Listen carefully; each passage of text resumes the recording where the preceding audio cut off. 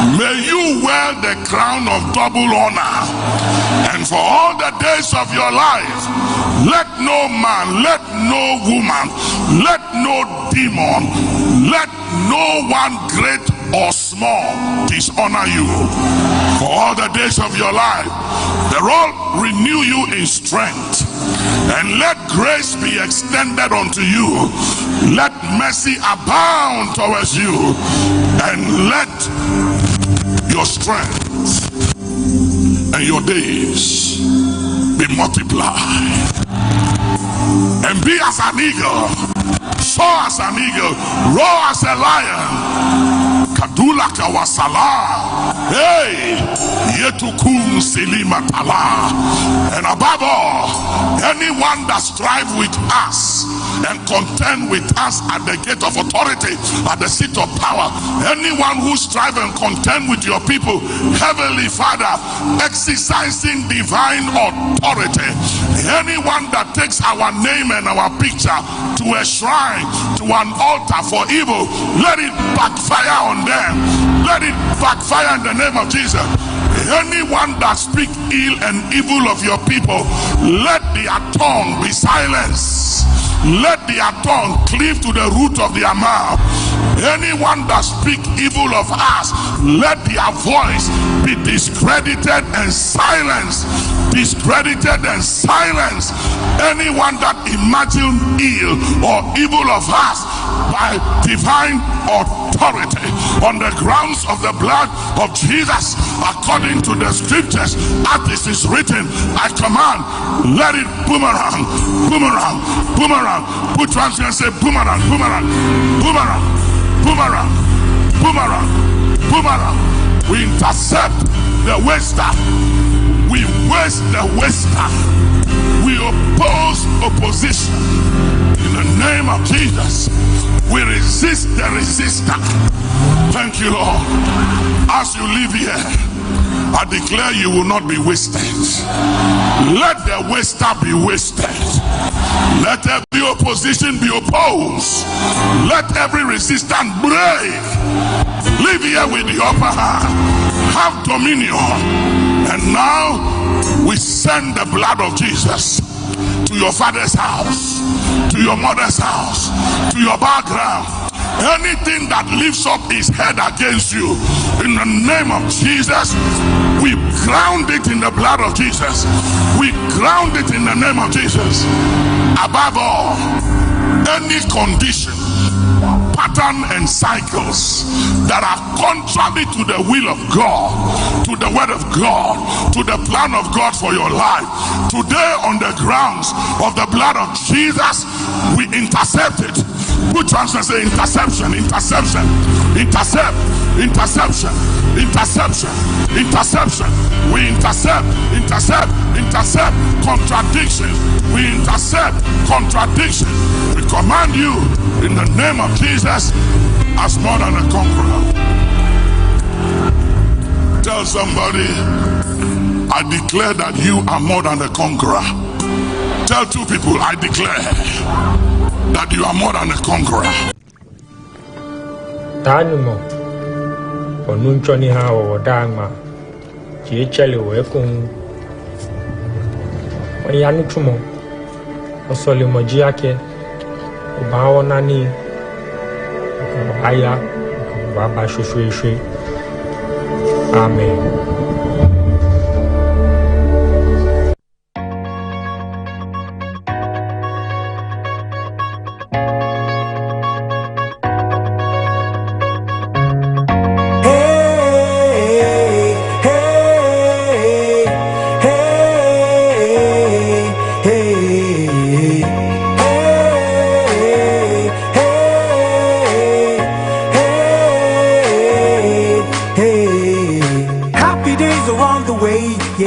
What I believe. See his sunshine is all around us, and there are beautiful clouds where you are. That's how I know that these worries will not last. I can see you've been crying and staying wide awake, asking yourself why the journey is so tough. They say tough times never last, only tough people it's gonna be better. Say la, la, la, la. La, la, la, la. Ba-dum, ba-dum, bum, la, la, la, la. La, la, la, la. Ba-dum. Can't be loved by everybody. It's impossible, you know. And trust me, it's okay till the toxic people go. Your peace within is more priceless than a pearl. You got to be happy, cause life's just way too short. Don't stress the little things, they will only waste your time. Just take it easy, easy like a nursery rhyme. And I'm singing, know it's gonna be okay. So I wanna see you smile today. Hey, you just gotta be happy, man. Good days, bad days, it's all part of life. But you must keep the groove on and enjoy every single day. I'm sure you've had some happy days before. So what makes you think you can't have more? Can't have more. Keep on fighting and you'll see. You will soon see rainbows. Hey, come on. La, la, la, la. La, la, la, la. Ba-dum, ba-dum, ba-dum. La, la, la, la. La, la, la, la. Ba-dum, ba-dum, bum. La, la, la, la. La, la, la, la. Ba-dum, ba-dum, bum. La, la, la, la. La, la, la, la. Around the way. Beautiful clouds, where you are, where you are. There are beautiful clouds, where you are, where you are. Oh, oh.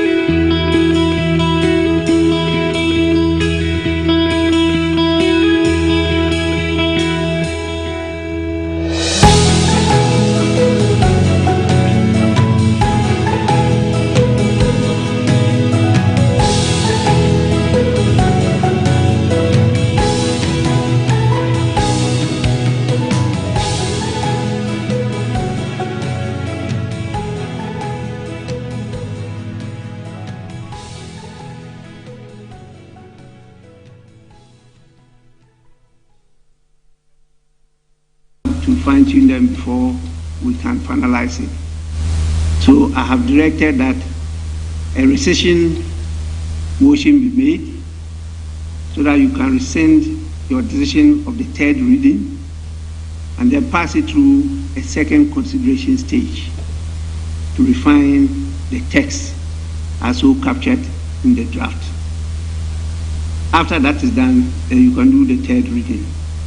I think it's only 3 areas.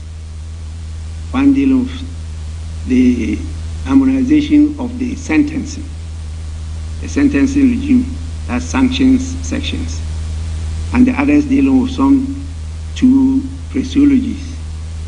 That is one.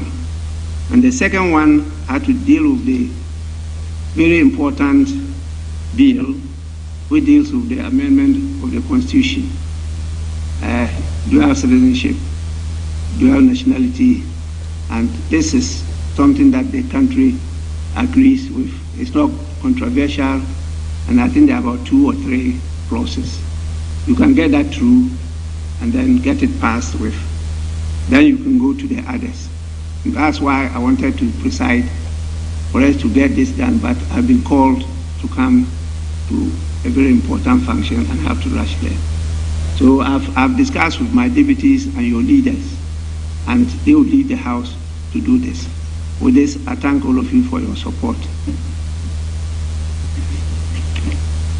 Given me is truly appreciated to read a tribute for an illustrious son of the land, remembering Honorable James Victor Gbaho. There are some lives that are measured by the offices they held. Others are measured by the people they touched, the conflicts they calmed, and the quiet example they left behind. Ambassador James Victor Gbaho belonged unmistakably to the latter. The Parliament of Ghana joins the nation to mourn and to celebrate with gratitude the life of this illustrious son of the land, a distinguished diplomat, noble parliamentarian, and statesman.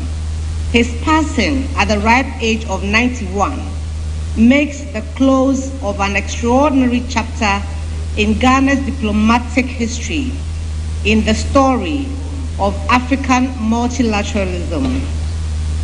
Some lives resemble monuments, impressive yet distant, but the monumental life of H.E. Victor Gbaho was that of a river, always moving, always nourishing, never announcing its own presence, like the anthem that his father taught the nation to sing itself into being. Honorable Victor James Gbaho would spend his own life composing something far harder to set to music, the delicate, distant harmony of nations. He was one of those rare diplomats who never mistook power for greatness. While others sought influence through commanding speeches and public acclaim, he inspired confidence through quiet presence, patient listening, and an almost effortless wisdom. His authority did not fill rooms with noise. It filled them with calm. He was never incendiary, always persuasive without being combative, witty without ridicule, scholarly without pretension. In a profession often crowded with formidable egos, his own was almost invincible. He mentored not through lectures, but through example. Every conversation, every negotiation, and every silence became a lesson in restraint, empathy, and wisdom. His was the diplomacy of quiet conviction. As a member of Parliament for the people of the Anglo constituency, he carried into the House the same grace, civility, and measured judgment that had distinguished him across the world's diplomatic stages. In him, Parliament found not merely a legislator, but a statesman whose contributions reflected a lifetime spent advancing dialogue over discord and consensus over confrontation. When the issues of lack of activity by the erstwhile Organization of African Unity arose on the floor of the House, ever the excellent diplomat, Honorable Victor Gbaho had this to say in defense of the OAU's performance. I quote, "Mr. Speaker, first of all, I think we ought to understand the conflict that we have on this continent, at the same time, is not inspired by the lack of activity of the OAU. The conflicts have in many countries the conflicts we have in many countries on the African continent today have a direct result of the poverty situation that we have on this continent. It is a human phenomenon that where national cakes do not disappear or appear in very small measures, the people struggle to keep for themselves. It is by no accident, therefore, that we find that the states that are in conflict, the states that are failing today, are also predominantly the least developed countries," unquote. Parliament Debate 4th Series, Volume 29, Number 11, was delivered Thursday, 24th May 2001. As a member, he was keen on consensus building, always mindful of the lot of the common person and how the House can advance the common good instead of towing political lines. I quote again, "Mr. Speaker, the final point that I want to make is that in serving the good people of Ghana, sometimes we shall try to form a consensus that will try to improve the lot of the Ghanaian than advance political arguments. There is no doubting of the fact that today costs have risen unprecedentedly in our country. There is no denying the fact that in the present country that we are serving, food costs have gone up unprecedentedly, and this is the crux of what is being said here. What we need to do is to address our minds to what we can do together on both sides of the House in order to improve the situation."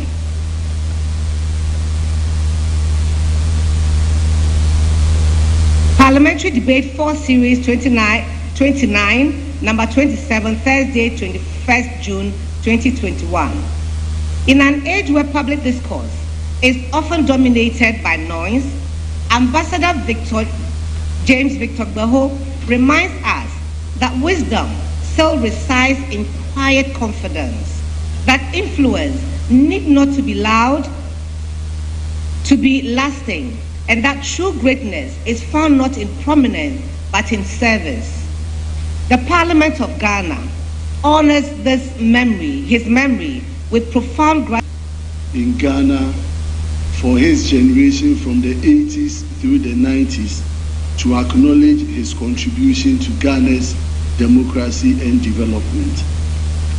Mr. Speaker, clearly Ambassador Gbaho, who also served as a member of Parliament for the good people of Anglo 2001-2005, is one of our own. And so it is very befitting as a House that we pay glowing tribute to him. Ambassador Gbaho proceeded to ECOWAS Commission to serve as the president of ECOWAS Commission. And if you read the reports from ECOWAS Commission, it is very instructive to note that his calmness and his leadership was par excellence. Mr. Speaker, it is also clear that His Excellency Victor Gbaho played a leading role at the United Nations level for decades. He had the opportunity to represent the people of Ghana as an astute diplomat over the past for about 20 to 30 years at the UN. One interesting thing is that Honorable Victor Gbaho, as I understand, is the son of Mr. Philip Gbaho, the one who composed or put put together Ghana's national anthem. And so this is a man who is coming from a very rich family which is committed to this country, Ghana. He also served as an uncle of one of our own, Komla Dumo, may his soul rest in perfect peace, who was also a broadcast journalist of very much international repute. Today, as we celebrate him, actually this morning when I was going to my office, I saw his poster along our lift, and I was like, wow, tomorrow we are going to pay tribute to His Excellency Victor Gbehu. On behalf of the good people of Ifia constituency that I represent, and also as a member of this house, I would like to extend my deepest condolence to the family of His Excellency Victor Gbehu, to the good people of Ghana, to NDC, which he served passionately, even as an advisor to His Excellency, the President of the Republic, President Atta Mills, as a foreign diplomat. I want to extend my deepest condolence to the NDC fraternity. It is not only NDC that has lost a gem, but Ghana has lost one of its very, very useful patriots. And we wish the Lord to keep his soul in perfect peace.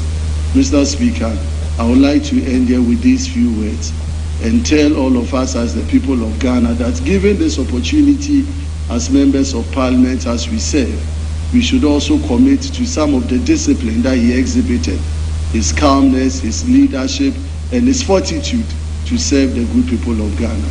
On this note, Mr. Speaker, I want to thank you for the treasure space. I thank you. Thank you very much. Yes. To thank the maker of the statement for eulogizing this diplomat who has been a role model to all of us. I also want to use this opportunity, Mr. Speaker, to pay the condolences of the Foreign Affairs Committee to the family and relatives of the departed diplomat, His Excellency Victor Gbehu. Victor Gbehu remains a reference point. Indeed, his family has already ingrained their name on the sands of time of this country. His father was the one who composed our national anthem.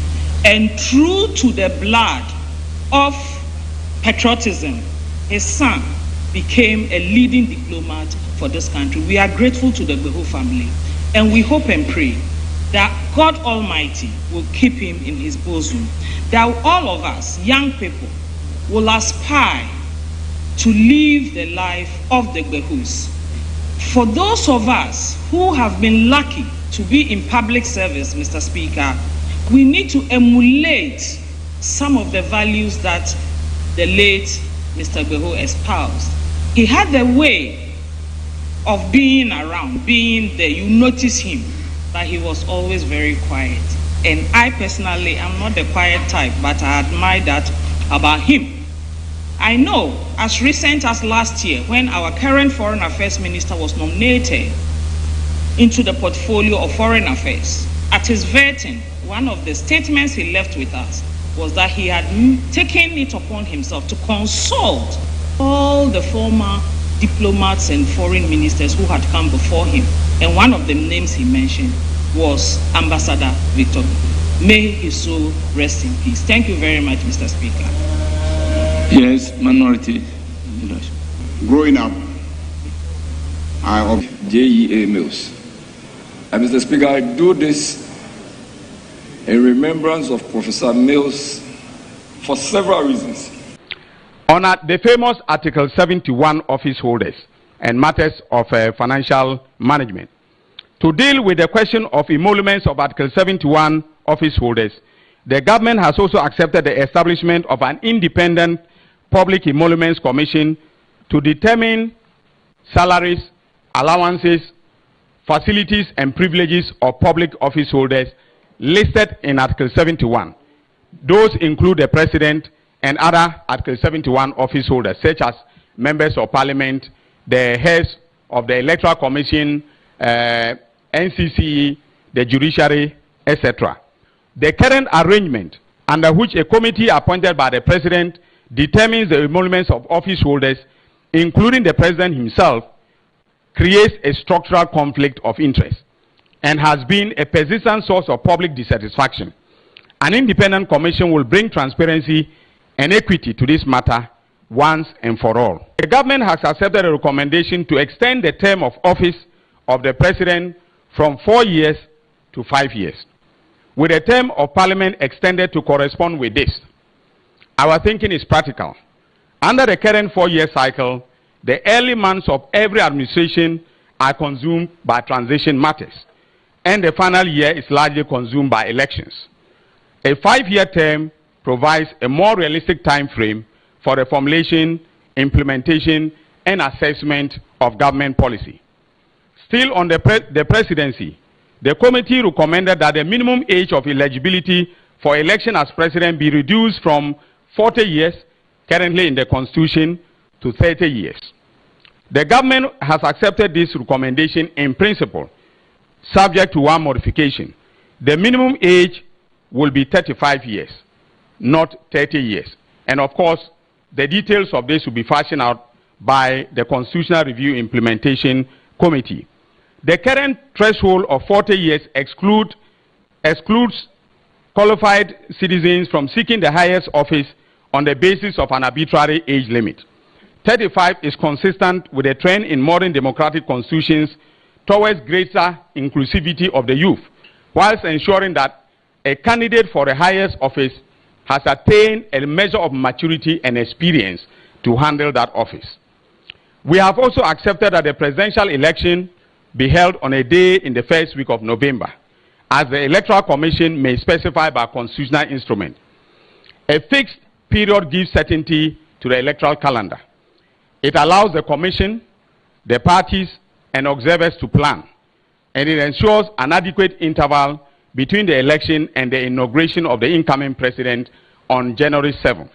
As a lawyer of many years standing, I will not comment on a matter until I have read the judgment, and I have not read the judgment of the Court of Appeal. It has been sent to me, I have not read it. But I took the professional decision, and I stand by it in principle, that the appeal should be opposed. I inherited the docket, I inherited the extradition request, but government is a continuum.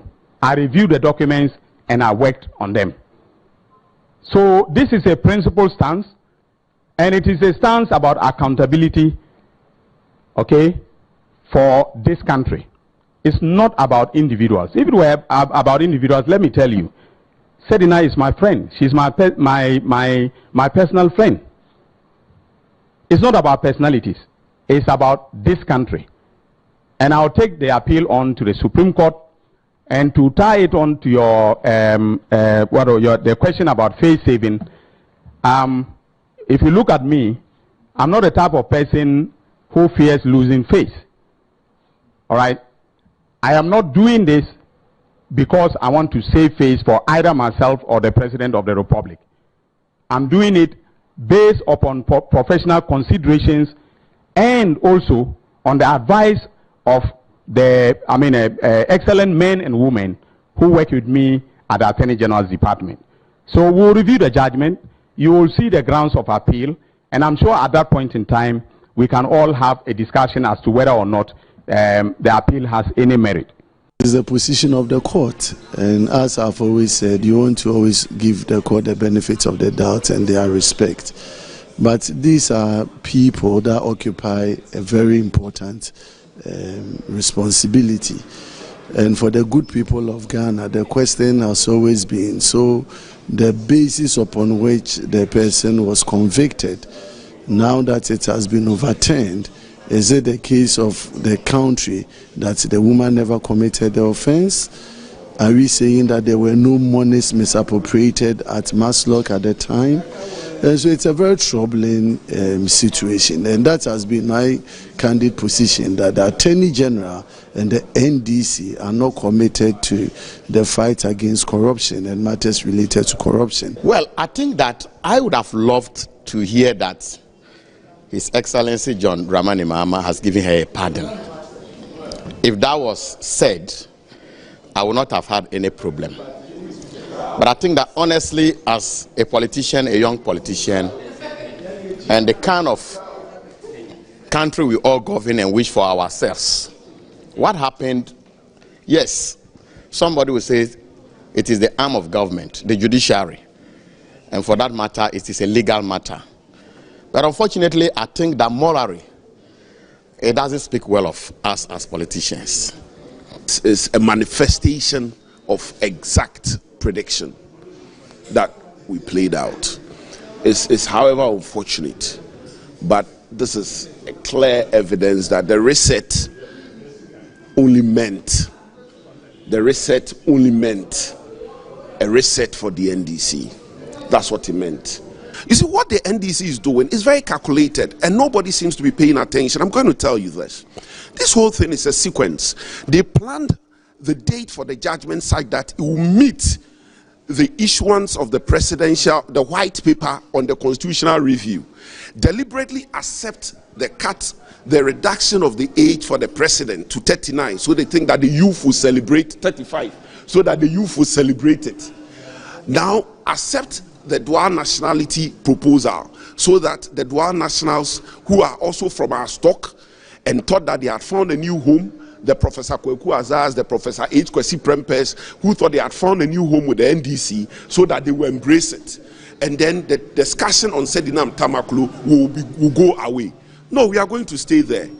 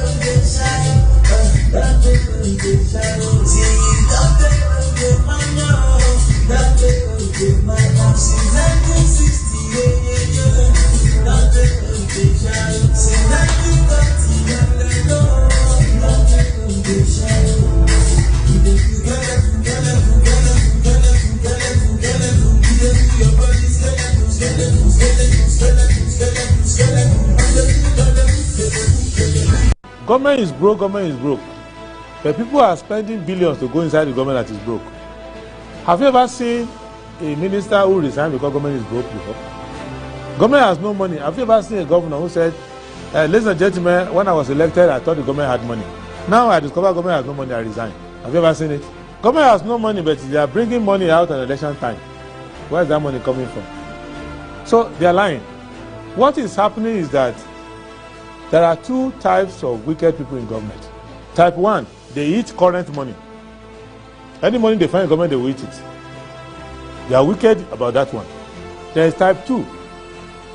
Type 2, they eat current money and future money. They will say, my term will end next year. When I leave, how will I eat money? Let me borrow money now and borrow money of the future and eat it now. Good morning, and thank you very much for joining the show. This is Good Morning Ghana on the Metro Television. My name is Audu Moro. It's always a pleasure to come your way. It's a beautiful Friday morning. It's the end of the week, and well, I believe that for most places, salaries have been paid, so people are smiling. But just be careful, the weekend is around the corner. Don't overindulge. Just whatever it is you're doing, just do it in modesty, do it in moderation. For Ghana needs your life and kicking. The best assets that every human, that every country has is the human resource. So just take it easy. But today is the 31st of July, 2026, and this day indeed is the day the Lord has made. We're glad we're back here to join the nation's conversation on the big issues that are making the rounds in our dear country, Ghana. And I say Assalamu alaikum wa rahmatullahi ta'ala wa barakatuh.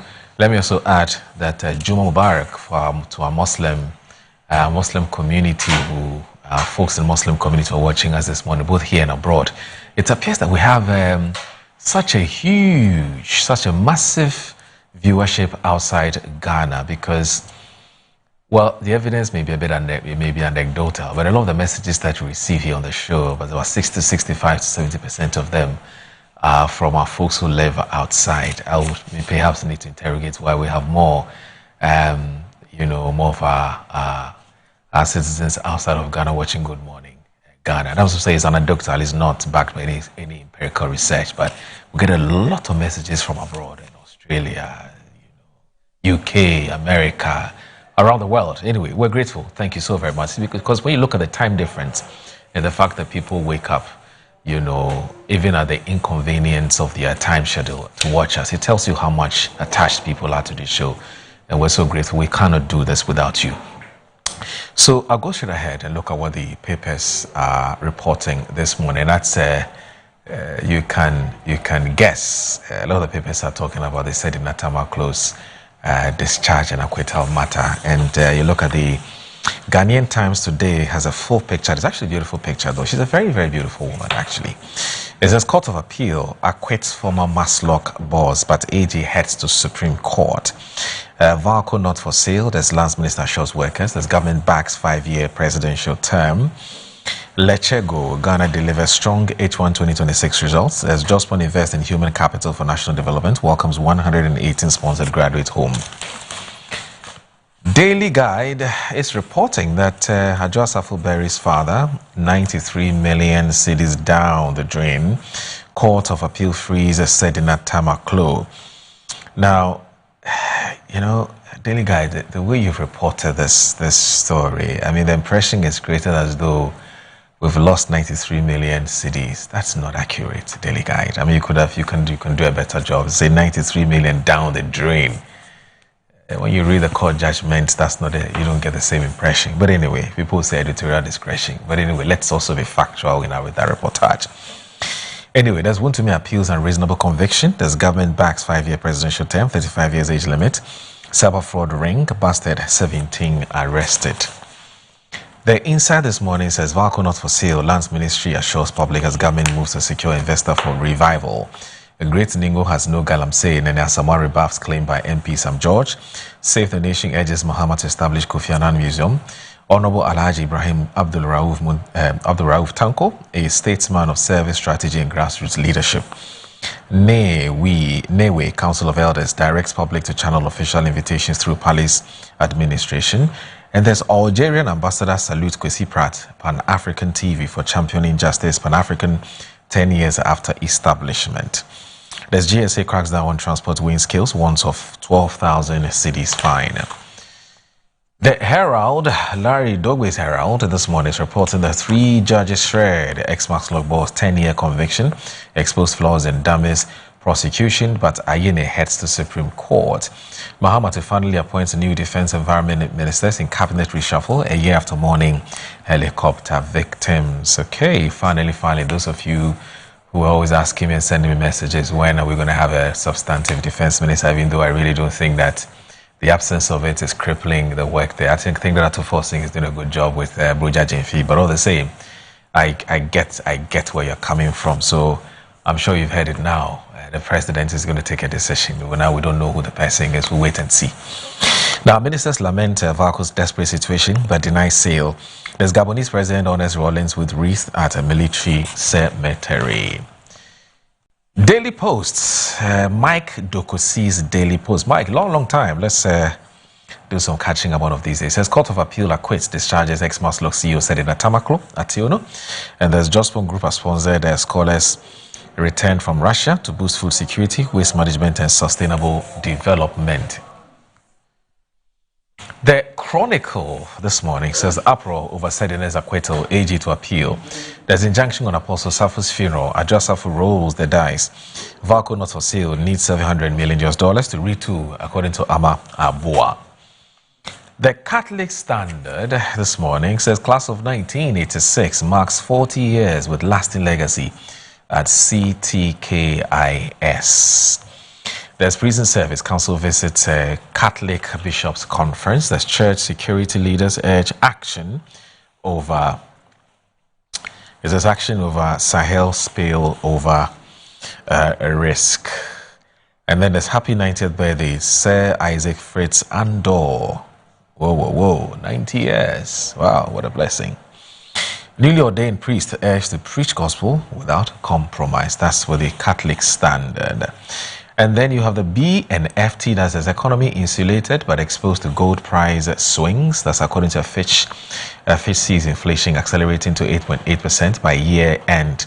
I think I heard Dr. Theo Champion who vehemently disagrees with this Fitch report. But anyway, it's just about perspectives, isn't it? There's 4.1 million trillion transactions fuel MTN Momo's digital push. There's Company Secretary Summit establishes new platform for governance community. Jospon Group invest in the future. There's 118 AAC RUDN scholars return from Russia to boost food security management and sustainable development. Congratulations to the Jospon Group. Wow. Building the next generation of human resource in waste sustainability. Congratulations, Dr. Siajopo. He's a vision bearer, isn't he? Congratulations to him as well. The trade surplus triples to 148 billion cedis on gold export boom. Total trade reached 654.7 billion cedis. Vanessa, where's the daily graphic? Daily graphic. Okay, all right. We're told to get daily graphic. We don't have daily graphic today.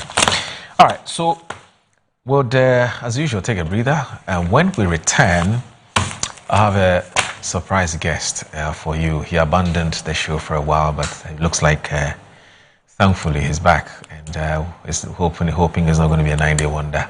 I'll tell you who the person is. Stay with us.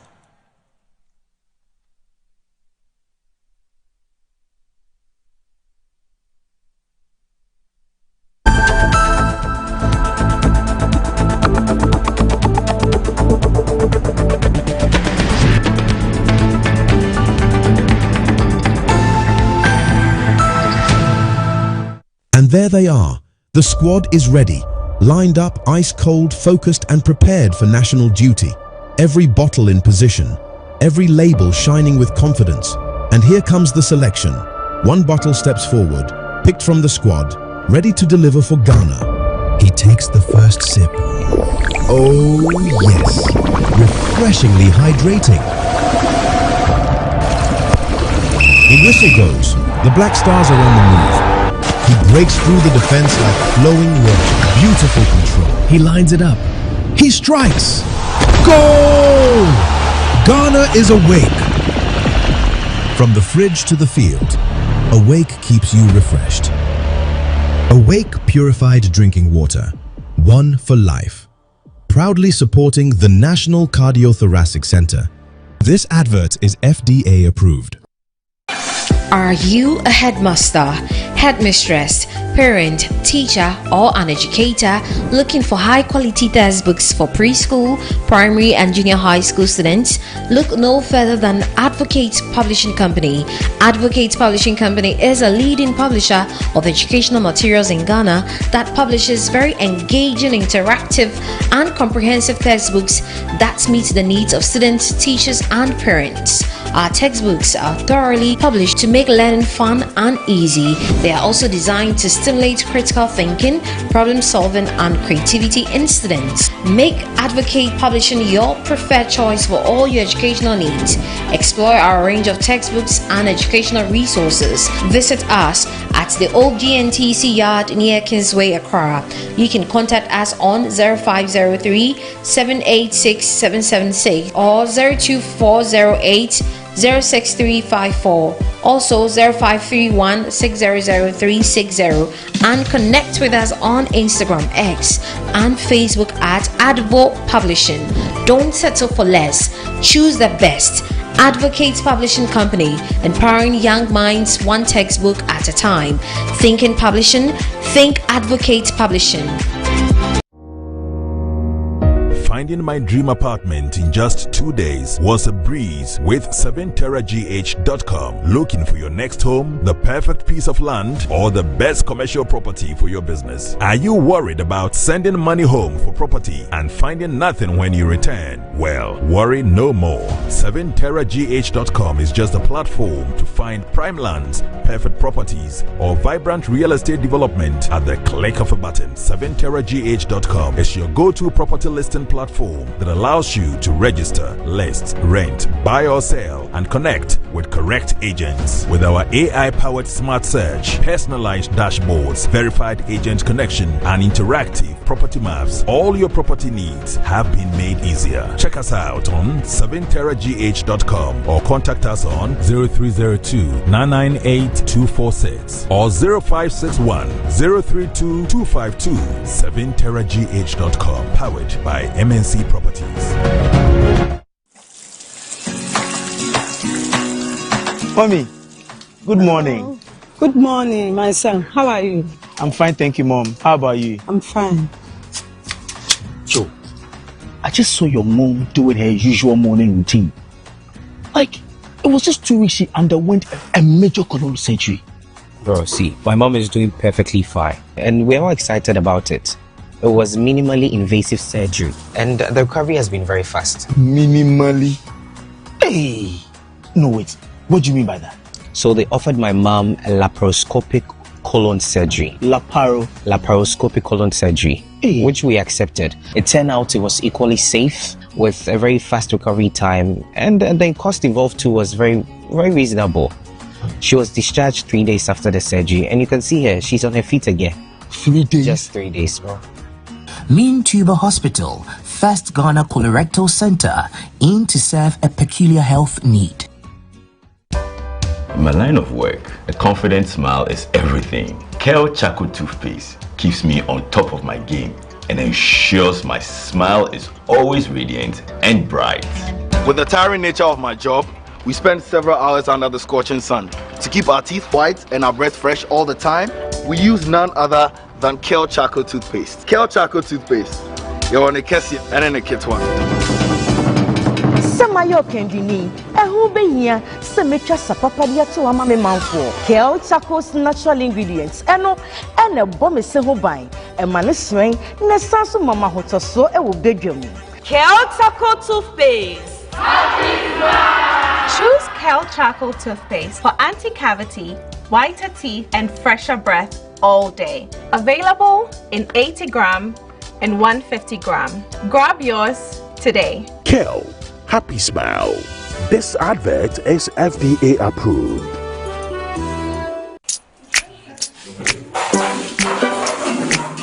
Today's class is going to be an exciting one. Now, who can share an unforgettable moment in their life?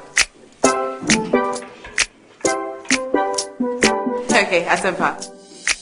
I'd like to talk about my first time. It was her natural look, complemented by her favorite green silky apparel that caught my attention. I have to say, she automatically possessed me with her smile, which exposed her beautiful white teeth. That's not all, her enduring signature perfume could be smelled from afar. Madam, why do you look so surprised? My first time with her was special and irresistible. I'm talking about Cindy Rice. Cindy Rice can be found in selected supermarkets nationwide. Cindy Rice, sweet aroma, great taste. This advert is FDA approved. From the rich soils of Ghana, our farmers grow the finest ingredients. We clean, hand select, and carefully craft into bold, unforgettable flavors. And when you open our little bag of big taste, it's pure, bold, unforgettable flavor bursting in every bite.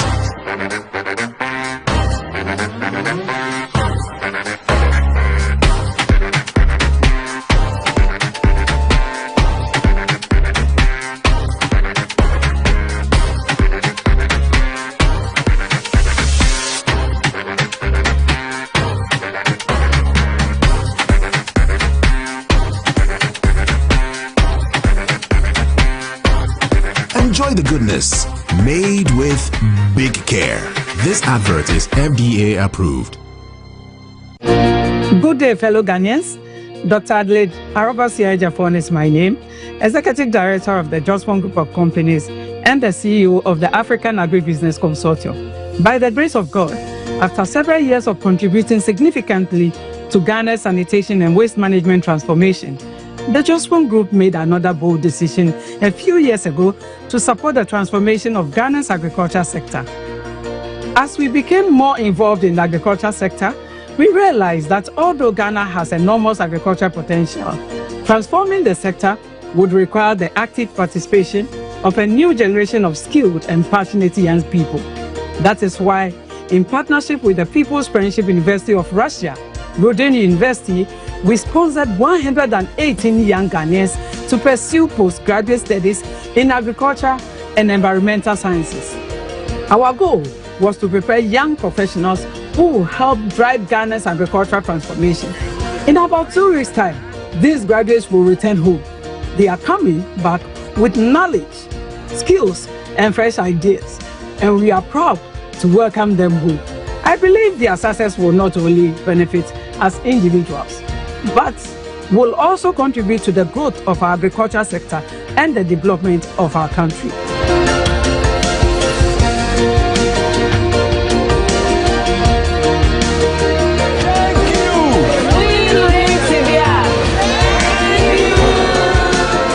I wish to express my sincere appreciation to the People's Friendship University of Russia, Rodin University, for being a valued partner in this journey, and to the Embassy of Ghana in the Russia Federation for its unwavering support and commitment to the welfare of our students throughout their studies. Thank you very much. God bless you, and God bless our homeland, Ghana.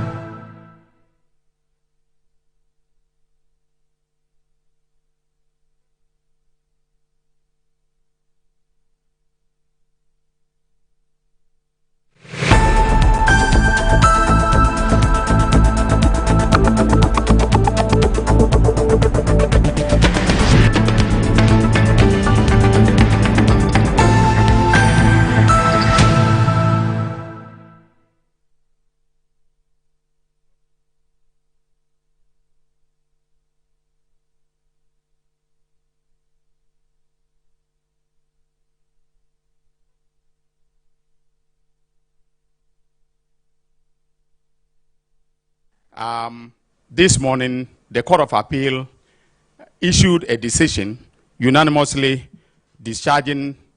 acquitting and discharging Sedina Atienu Tamaklo, who was convicted of various offenses in absentia because, she was standing trial, and in the course of the trial, she sought permission to travel abroad for medical reasons and then remain in the United States for the rest of the trial. The trial court convicted her of the offenses charged, and then an appeal was filed by her lawyers in May 2024. I want this to be made abundantly clear that it was my predecessor who filed the appeal. However, coming into office, I reviewed what was filed, and I directed the Director of Public Prosecutions to file opposing the appeal, because we believe that the High Court judgment had merit. Now, with this judgment, I have also directed the Director of Public Prosecutions to file a notice of appeal and apply for stay of execution, meaning that if the stay is granted, the status quo will prevail until such a time that the Supreme Court has had time to review the appeal and then made a determination. So that is all that I can say for now. I have a soft copy of the judgment. I'm yet to peruse it and then come to a firm conclusion as to what will be our grounds of appeal. But I want to emphasize that I believe that the judgment of the High Court had merit, and that the United States District Court that extradited her to Ghana had a basis for making a determination that she was the proper subject for extradition. All right, you're watching Good Morning Ghana on Metro Television. I promised you that I have a surprise guest for you. Under normal circumstances, he's not supposed to be a surprise guest because he's been on the show for a very, very long time. And he was one of the prominent personalities, especially when the NDC was in opposition. But of course, duty calls. We gave him a job to do. He's focusing a lot on the job. Occasionally, when he has time, he will engage the media. If he does a lot of media work, the same people will say, why aren't you doing the job you've been given? If he abandons the media to Wahala, so it's a challenge. But I think that he's navigating it quite well. The only thing is that navigating this very difficult situation, Metro TV has not had his fair share of his appearances. But he has indicated to me several times that he'll be here, maybe not as regularly as he used to be in the past, and it's perfectly understandable. So today he's here. Let me cut a long story short. I'm talking about the man who is the Director of Legal Affairs of the head of the Legal Directorate of the NDC, but now has an additional role or responsibility of being the Chief Executive Officer of the National Petroleum Authority. He's a private legal practitioner as well. He's been practicing for more than 15 years. I think that recently he was celebrating his the milestone that he has struck, 15, no small. It's worth celebrating, isn't it? So he's here. Godwin, good morning. Boro, good morning to you. Nostalgia, eh? Yeah, good morning to my learned friend, Honorable Isaac Boama. Yeah. As you're aware, the Honorable Isaac Boama is on the Energy Committee. Hey. And so I'm subject to his supervision. And I've been appearing before his committee most of the time. Right. And I appreciate the great work they are doing. That said, Moro, I want to thank you so much for the invitation today. Right. It's almost more than 15 or more months since I appeared here. True. And I've always counted the Metro TV Good Morning Ghana platform as one of the platforms that has brought me to where I am. And so I don't take it lightly at all in honoring any invitation and also enriching any public discussion for our people. So thank you. But before I go, you know, today happens to be the burial ceremony of the respected Ambassador Victor Beho. He has served this republic well, Minister, MP, And in many respects, our great party, the National Democratic Congress. So I want to say a big condolence to the family. A lot of your colleagues are actually attending the funeral today. Some of them are our mutual friends. So I'm sure from here you would probably pass through to see what's happening. Well, maybe time permits. Right. Of course, that's very important. Now, Godwin took the wind out of my sails, but that's fine. Also because he's a key stakeholder of the show, so I don't have a problem if he has to co-host with me. Isaac Boama Nyako is a member of parliament, or the member of parliament actually, for the Efia constituency. He's a tax person. He's also a lawyer. He's joined us on the show. I'm so proud of Archie. It's almost two to 3 weeks, isn't it? Yes, it's been a while, Muru. I hope you're doing well. Very well. Very well. As the family has a constituency, everything cool? Everything okay. You know, Parliament is also trying to wrap up our meeting, our second meeting. So it's been very, very busy for us. We've tried to pass a lot of laws. Surprisingly, anytime we are about to rise, that is when you have a lot of programs being pushed on Parliament. And so over the past couple of days, we've had to pass the Customs Act or bill, we've passed the Excise Bill, some VAT amendments, we've had the Cocoa Board Bill also being looked at, and many more. And so for the past 3 days, we've been closing after 1 a.m. Wow. You go to Parliament at 11 or 12, and then you close after 1, 2 a.m. So it's been very difficult and strenuous. That has made it even almost impossible to follow a lot of the national issues that are ongoing. But let me say a good morning to one of my most revered colleagues, you know, Edoji. He's been very, very phenomenal. You know, before NDC came to power, he was the man in charge, you know, when it comes to all the issues confronting their legal matters, and he did a good job. Taking over NPA, I must also confess that he's done a very, very good job. At the Energy Committee, when he appears before us, you clearly see the transformation that is ongoing there. A lot of stability and progress at NPA. So let me commend him highly. I appreciate you for this. For the work he's doing. You know, I have said that, you know, politicians, there's a certain perception that people have about politicians, you know, that they are not reliable, you know, once they get power, they change, you know, they don't engage in true and honest friendship. It's about who can I use. You know, there's a video we've been playing from time to time where Kojo Ponkroma says, you know. He said, if you don't know who is being used, then you are the one who's being used, you know. I think it was George Anders' book. Yes. But honestly, it's not because he's here, and I've said it here a few times, but it's just a coincidental he's here. I think that if there's anybody who has redefined what politics is and what politics ought to be, I think that for now, Godwin tops it. I think I need this one for my burial ceremony. No, we have to say it. In our part of the world, such stories are told at burial ceremonies. No, but we have to say it. Isaac.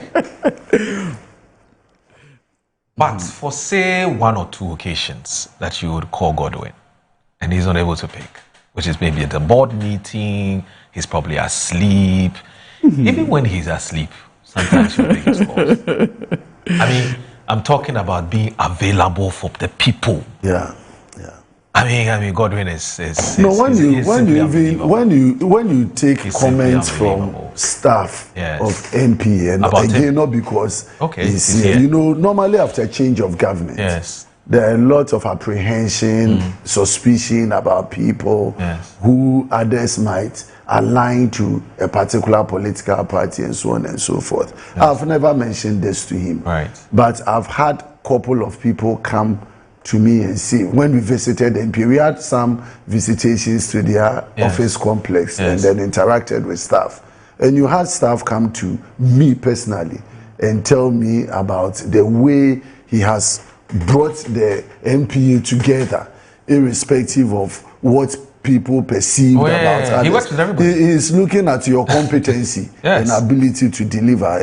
And that for me, we should say it. It's a matter of record, you know, and it's very, very commendable. And so, and if you look at it from that angle, then you realize that people will be committed to work for you and give you the numbers and deliverables. And so you hardly hear anything coming out of MPA with regards to the happenings and whether people are agitated or anything. So I commend his style. I don't know if they meet at CEO level to engage. He should be a resource person to support, because some CEOs are actually performing badly in terms of their and they too don't pick their goals. And as a member of both energy, environment, science and technology, we've had courses to raise issues against some CEOs and their conduct, both in their respective agencies and also attitude towards Parliament. And I'll just not go into specific agencies, but they know themselves. And so, Eduji, when you have the opportunity, tell His Excellency the President to continue to organize some refresher programs for I think it's a good call and it's a very good idea. Maybe on this note, maybe just let me come in. Thankfully, we have a very strong Chief of Staff. And so basically what he has done, the Honorable, now Dr. Julius Debra. And this doctor is GTech certified. Thank you. Yes. There are those that are not GTech certified. This one is GTech certified.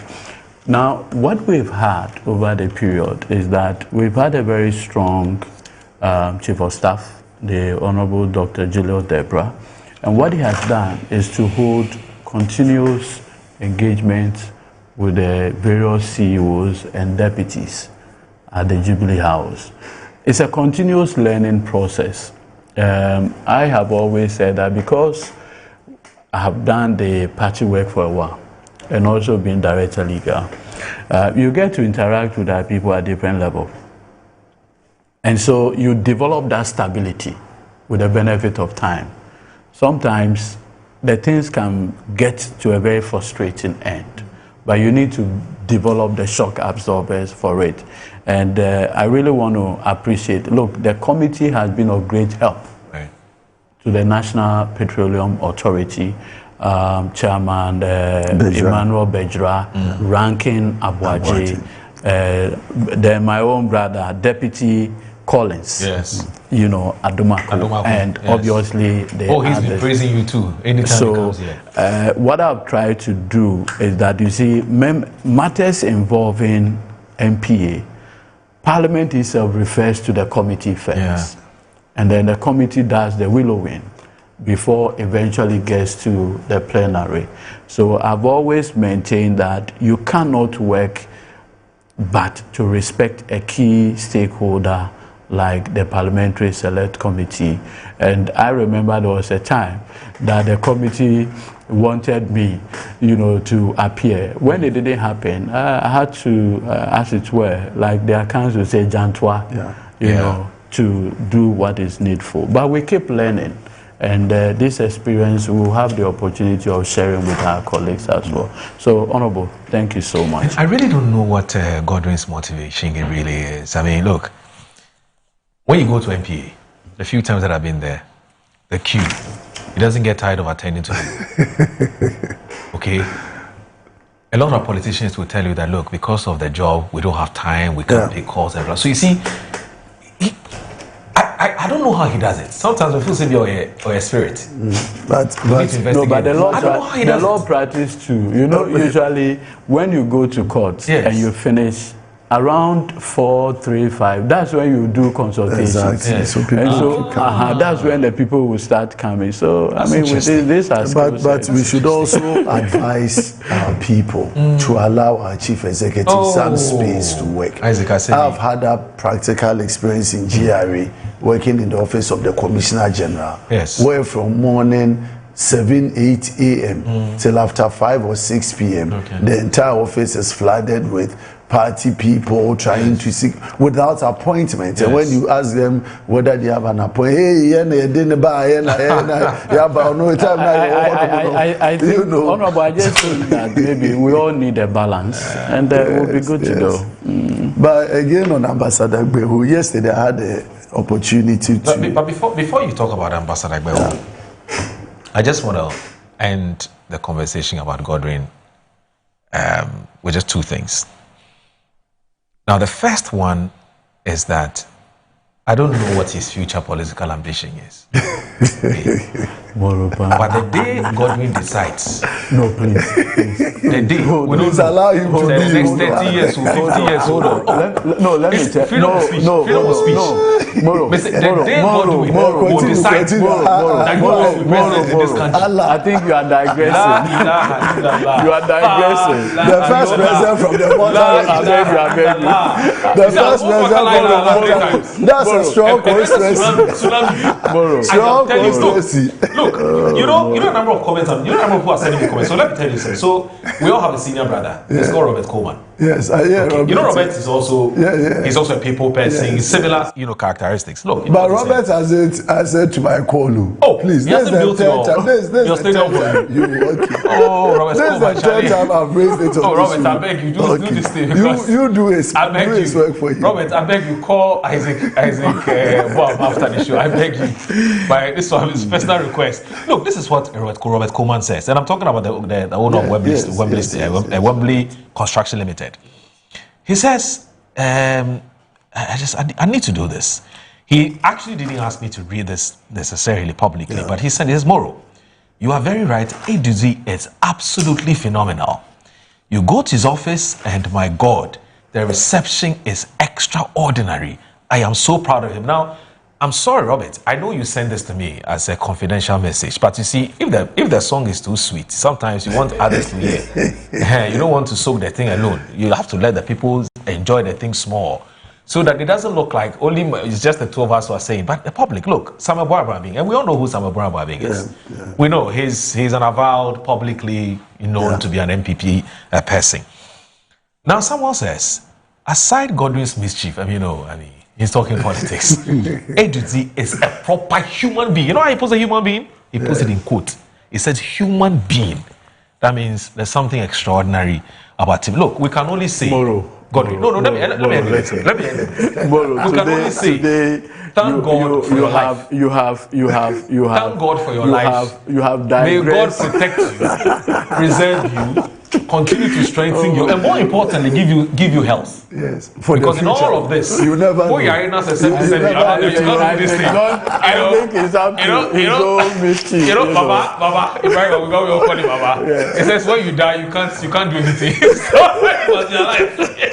It's only a foolish man who will be kind in his grave. Like you raised Baba's issue, he's also been a man who has been of great help to my growth as a person. All right. So on any day, I want to thank Mr. Ibrahim Mahama for everything that he's put in me, and I appreciate him greatly. Okay. So let me please on Ambassador. Yes, on Ambassador. If I have a minute,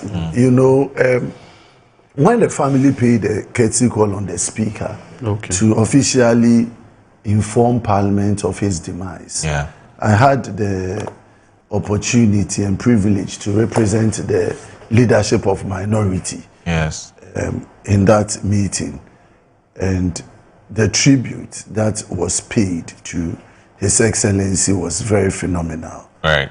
And yesterday, Parliament also spent some time to honor his legacy. I again spoke on the floor to lay bare his contribution to our politics. He had several faces. He was an astute diplomat. He was a one-term member of Parliament, 2001 to 2005, representing the good people of Anglo. He also became the president of ECOWAS Commission and all of that. And at a prime age of 91, when he passed on, you could clearly see his contribution to Ghana's foreign affairs department or ministry. And so it is befitting that we all remember him and wish their family well. Yesterday again was Professor Mills' 14th year of his demise. Yeah, so yesterday again in Parliament we remembered him and I saw a very beautiful statement from Samuel Wuku. We all contributed to that. I saw that online. I didn't get the benefit of watching, but I saw a very beautiful statement from him. I mean, there are a few things that keep us together as a people, and let's not take anything for granted. I agree. So gentlemen, I want us to take a breather. When we come back, I want us to get into this Sedina Tamaklo matter. It's, as you do know, it's the biggest story currently in Ghana. But before I do that, Kwejocho Mwafu. Now, he says, so why am I the only one ADZ hasn't received well in his office? When I went to the office to beg for some FT maintenance help, he refused to mind me. Propaganda. So,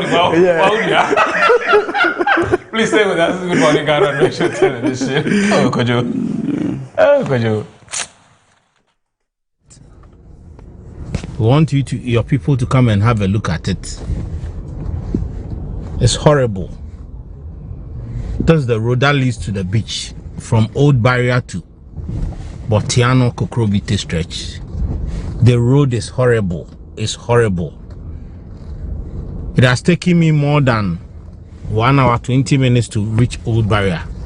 A road that is supposed to take me less than 15 minutes. We are spending good hours here.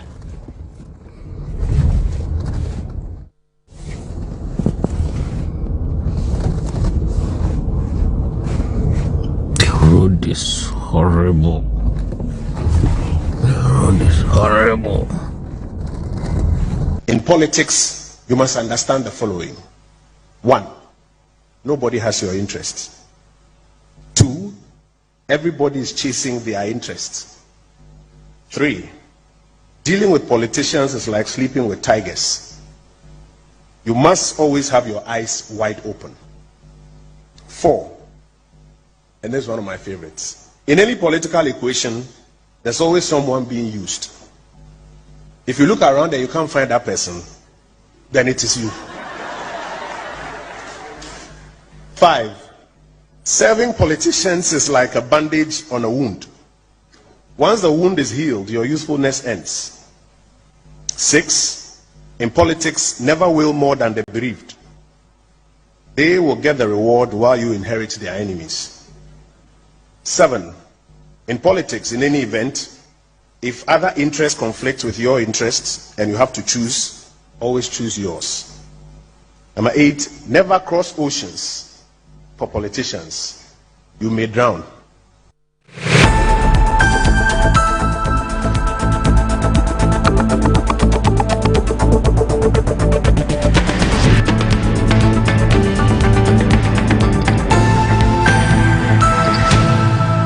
And there they are. The squad is ready, lined up, ice cold, focused and prepared for national duty. Every bottle in position, every label shining with confidence. And here comes the selection. One bottle steps forward, picked from the squad, ready to deliver for Ghana. He takes the first sip. Oh yes, refreshingly hydrating. The whistle goes. The Black Stars are on the move. He breaks through the defense like flowing water. Beautiful control. He lines it up. He strikes. Goal! Ghana is awake. From the fridge to the field, Awake keeps you refreshed. Awake purified drinking water. One for life. Proudly supporting the National Cardiothoracic Center. This advert is FDA approved.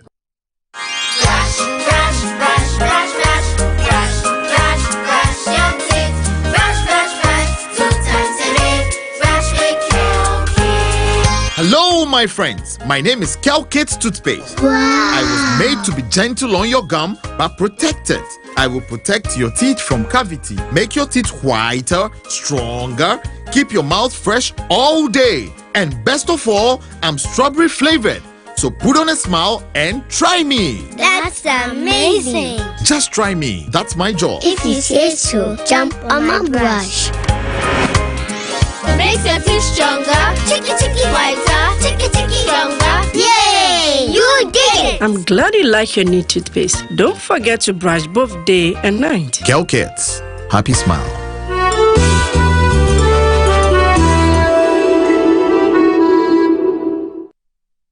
Hello, people of Ghana. Looking to buy land this World Cup season? I'm here to give you 6 solid reasons why Estate Masters is your most trusted estate partner. 1. We are genuine. Here at Estate Masters, every promise is real, every transaction genuine. We don't just sell lands, we sell peace of mind.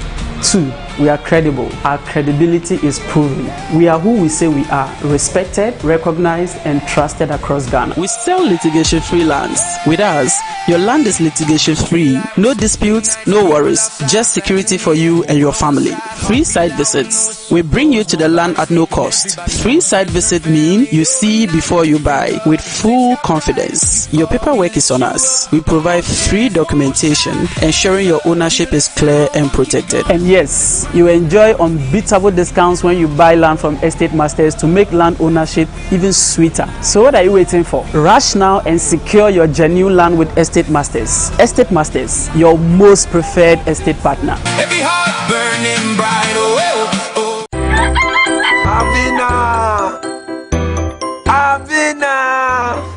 Abina. Edi asema, menya oden. O tianti mu amanfo ada. O hye me boso obeto phone na mame. Me phone na say dada. Menya oden. Them was surprised man. Ah, surprise ben. Surprise. Hey, Kofi papa. E phone o. iPhone 13. Nanya ne? Ende, me fankofo bi mienu. Amu ko circle. Ene ba ko ne ka chena dan for hour. Ono odi ni Ghana card. E call EBA phone so a. O tua 40% pen e di ni phone man no a. Da aka no betua ne kakra. Timothy ya me drop na me so me call ho. Ana me kwanya wo phone de brɛ no. Oh, Kofi papa me da se. Come show. Wo EBA phones hadie, yeton iPhones ne ho akade nyina. Ye sanso de ma wholesale. So ye dealer na so pedodo atua. Anase afi na wo hye iPhone business na se a. Braya se ye. Hwehwe ye chira kwan e wo Accra Circle Mall. Any Tiptoe Lane, modern photos in chain. American Monso, ye ni Odor Rice ene di nhwenim. Kumase ye wedum ejekuma brunsan nim. Obetumi so hu ye e wo www.ebaphones.com. EBA Phones, no hassle cry. Ghana for the second World Cup running, the only Africans left standing. What's getting a number of good ones? We could take close to 200 doctors. Oh, Piazza Nampi, challenge today, we jackpot day. We did live.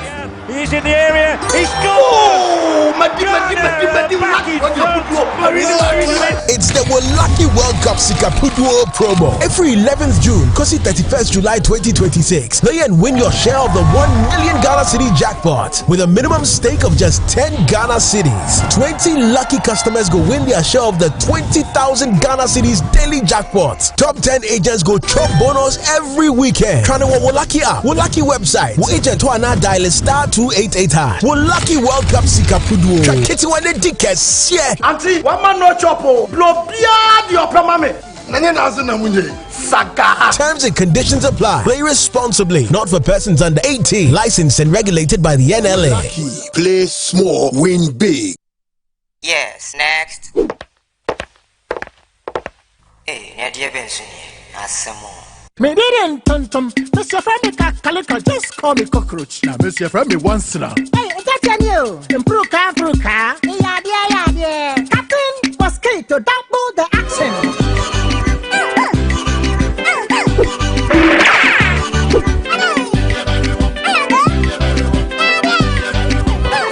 Maybe this Sasso spray. Mr. Femi Sasso quell. Yeah, go to my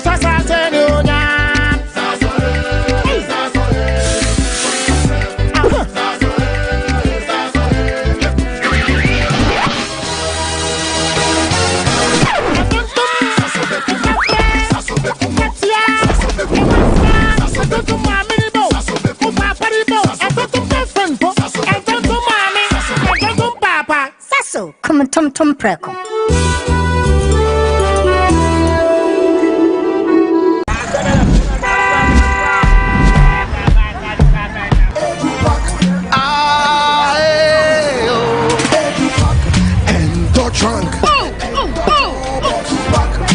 This is the old way. Let me show you a new and a better way. EduPack. EduPack? Yes, EduPack. A GS-approved and supported initiative for all first-year students going to SHS by Prospectus Ghana Limited.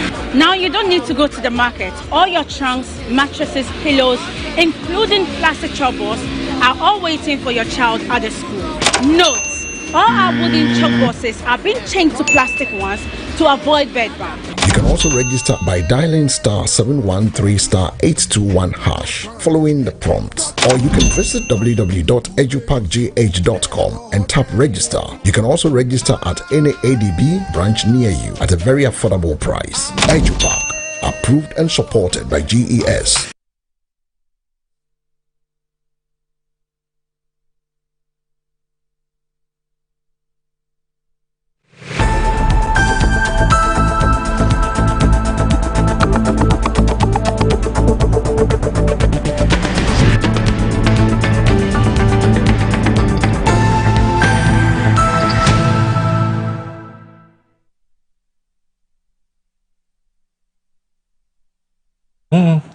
All right.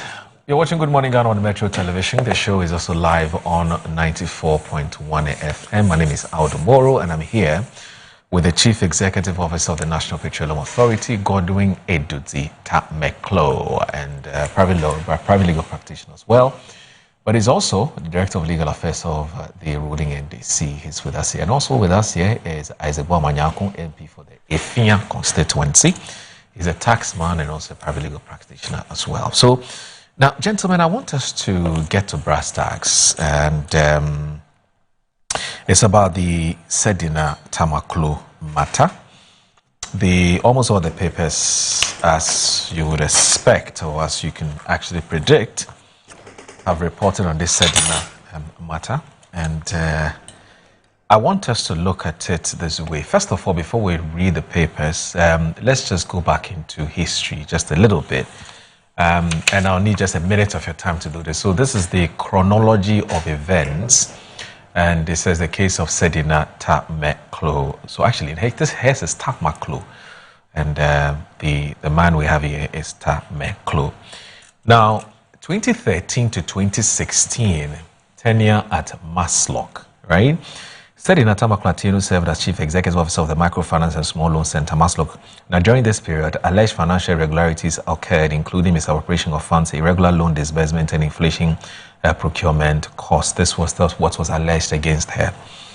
In 2017, Yoko then begins investigations, okay? Now, does Yoko launch investigations to Maslock operations? The probe alleged embezzlement of 3.19 million cedis, causing 1.97 million cedis in financial loss to the state, and unauthorized commitment totaling 61.74 million.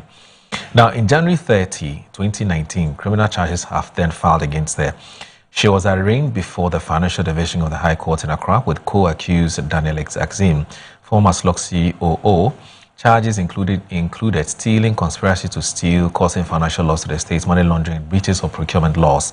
Now, in 2019, January 10 to 2022, the trial then begins. Meklo Atieno consistently attended court proceedings during this period. Now, in 2021, she then goes for she embarks on medical travel. She seeks for medical travel permission, and it was granted. Now, during the trial, she was granted permission by the High Court to travel to the United States for medical treatment after her passport, held as part of bail conditions, was temporarily released. Then in January 10, 2022, she is absent from court as the court began. This was the first time she was absent from court. She did not return to Ghana to continue the trial. April 24, 2024, conviction in absentia. The Financial and Economic Court 2 of the High Court in Accra convicted her in absentia on 78 counts. She was sentenced to 10 years imprisonment with hard labor. Co-accused Daniel Exim received 5 years. The court found actions between 2013 and 2016 leading to loss estimated at nearly 90 million cedis. Now, July 2024, extradition request submitted. A previous Attorney General and the Eko administration submitted an extradition request to the United States. And then in January 6, 2026, arrest in the U.S., U.S. Marshals arrested Sedina Tamaklo Atieno in the United States. She was detained at the Nevada Southern Detention Center in Pahrump, Nevada, pending extradition proceedings. Then in 2025, June 8, 2026, extradition process then concludes. After nearly 2 years of diplomatic engagement and legal proceedings in both countries, a U.S. District Court in Nevada certified the extradition. This marked Ghana's first successful extradition since 2009. Now, June 9, 2026, returned to Ghana.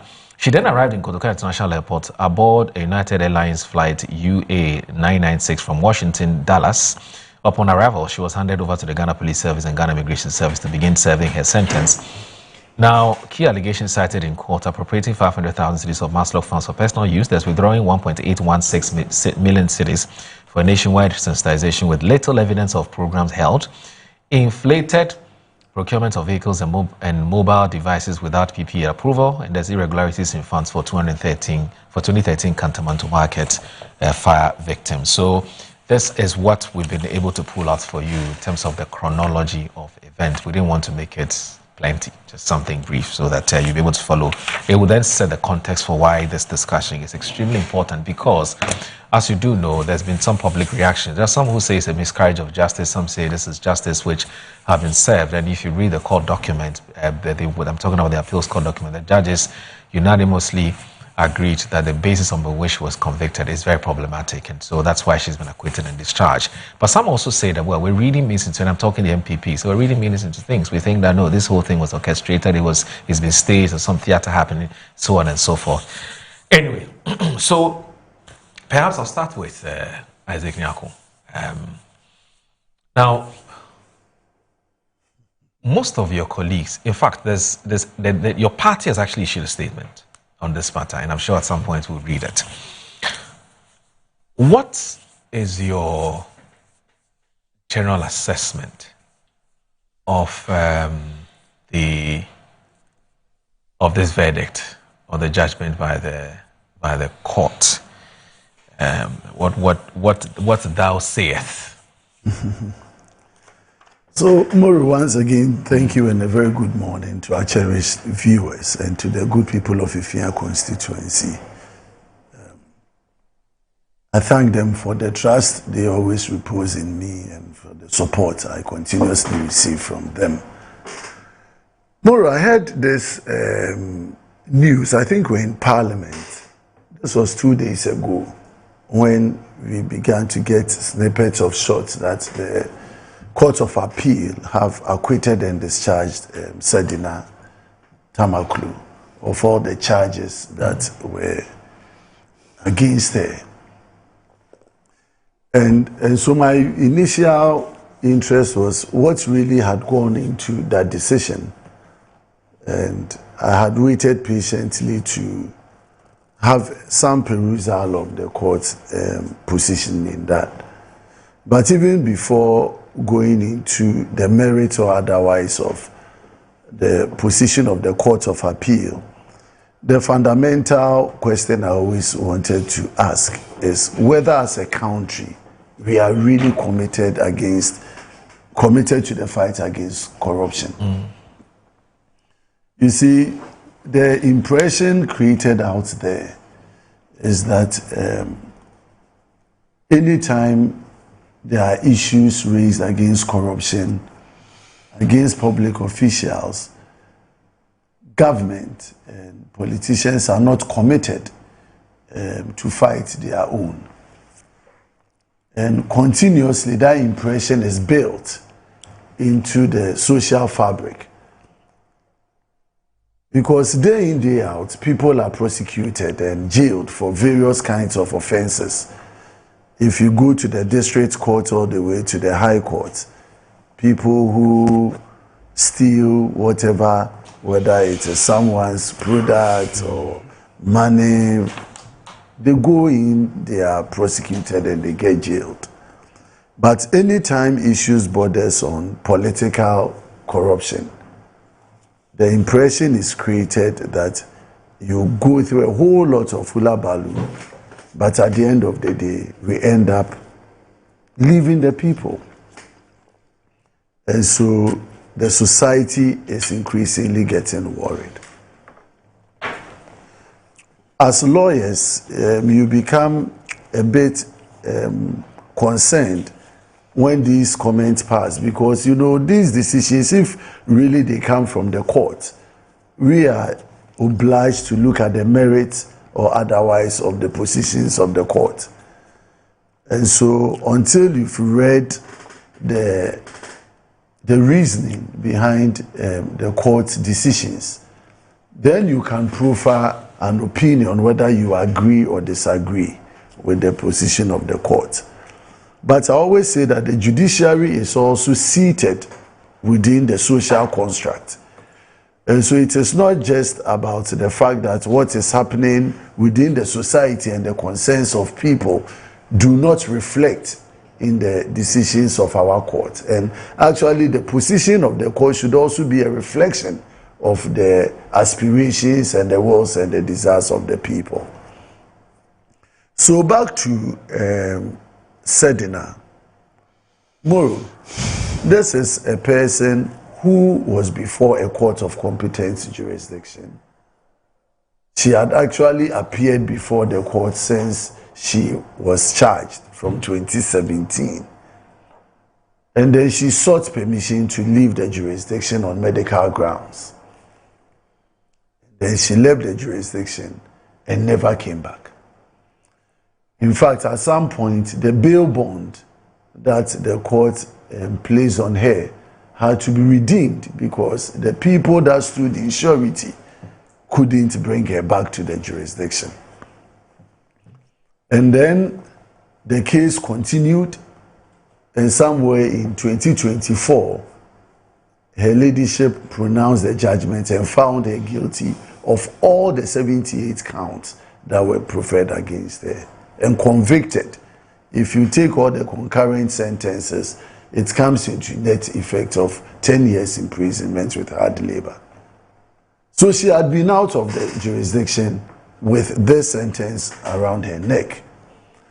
And then the state had to institute extradition proceedings to get her back into the jurisdiction, which had also been ongoing until recently when the United States extradited her to Ghana.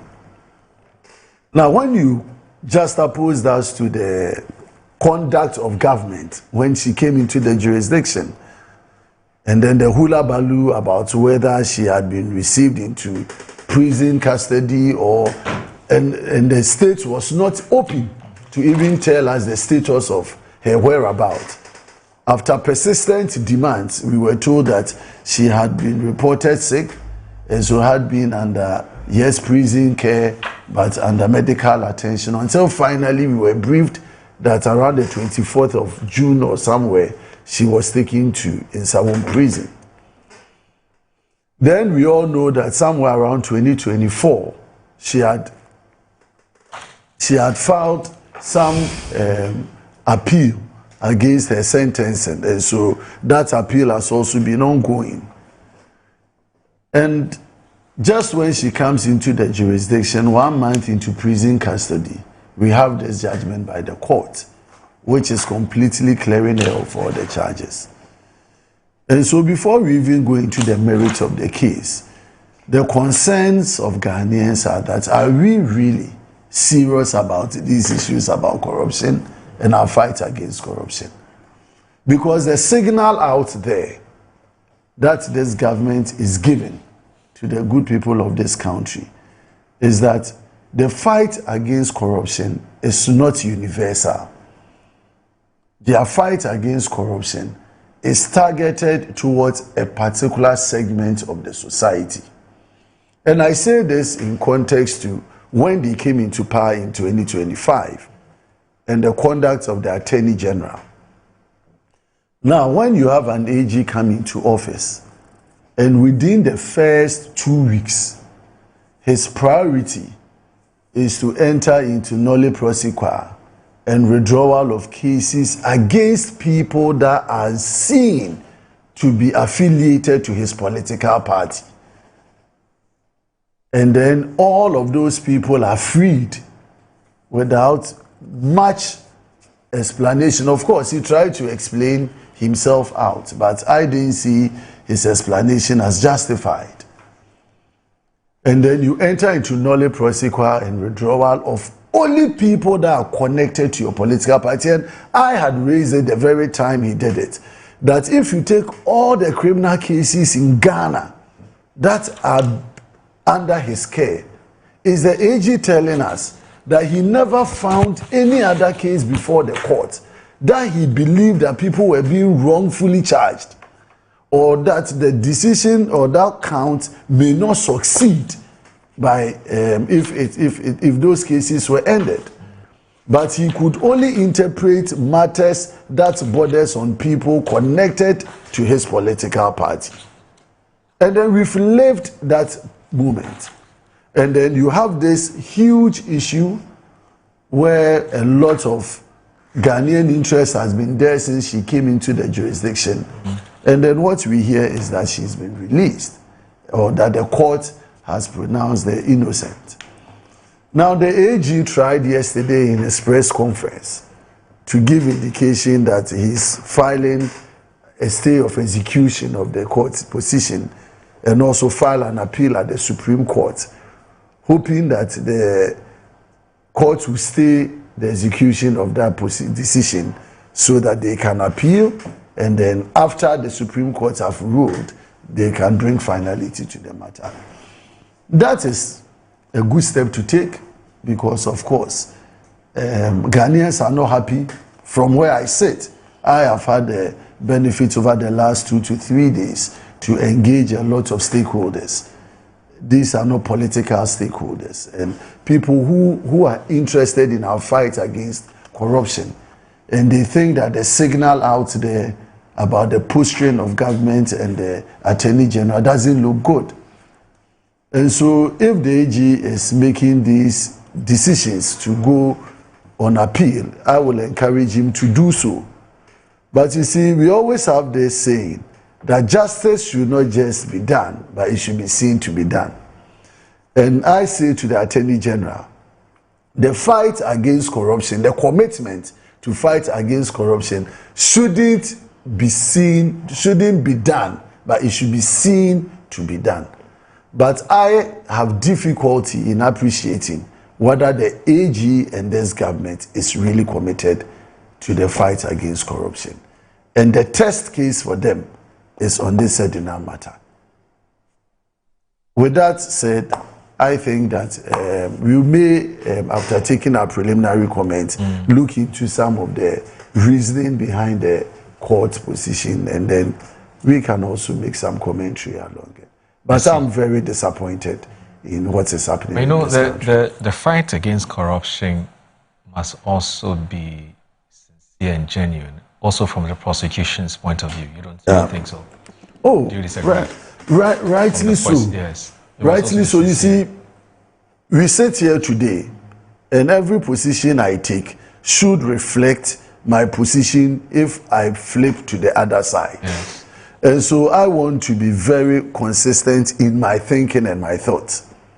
That today, am I speaking because it is Sedina Tamakulu who is on the NDC side, or if it had been Chairman Woon to me, smarter, that has also happened, what is my position net?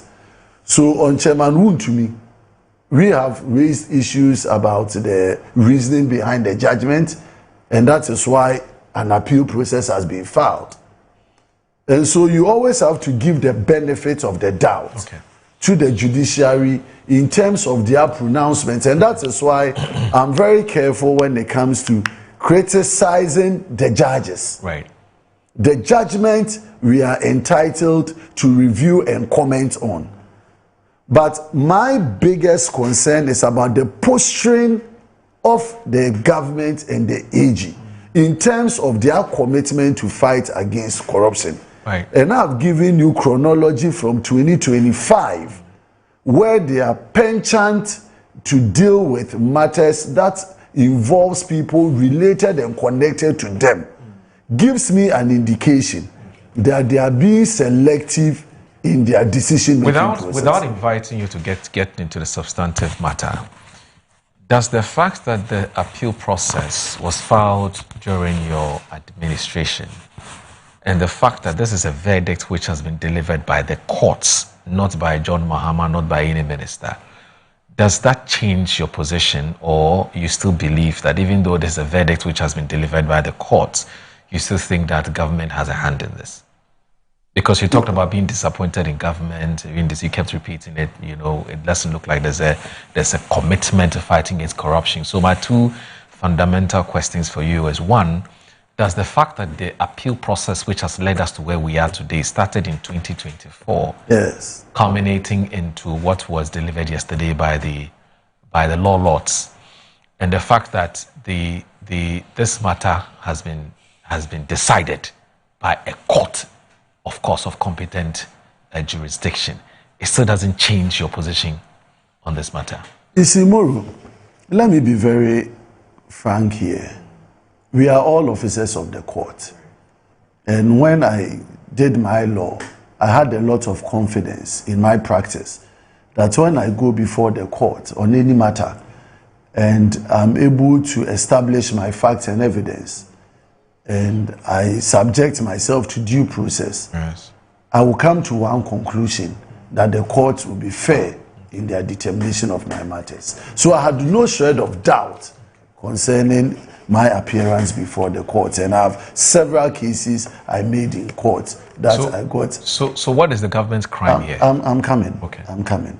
So the premise is that when you go to court, all things being equal, you expect judgment to be fair.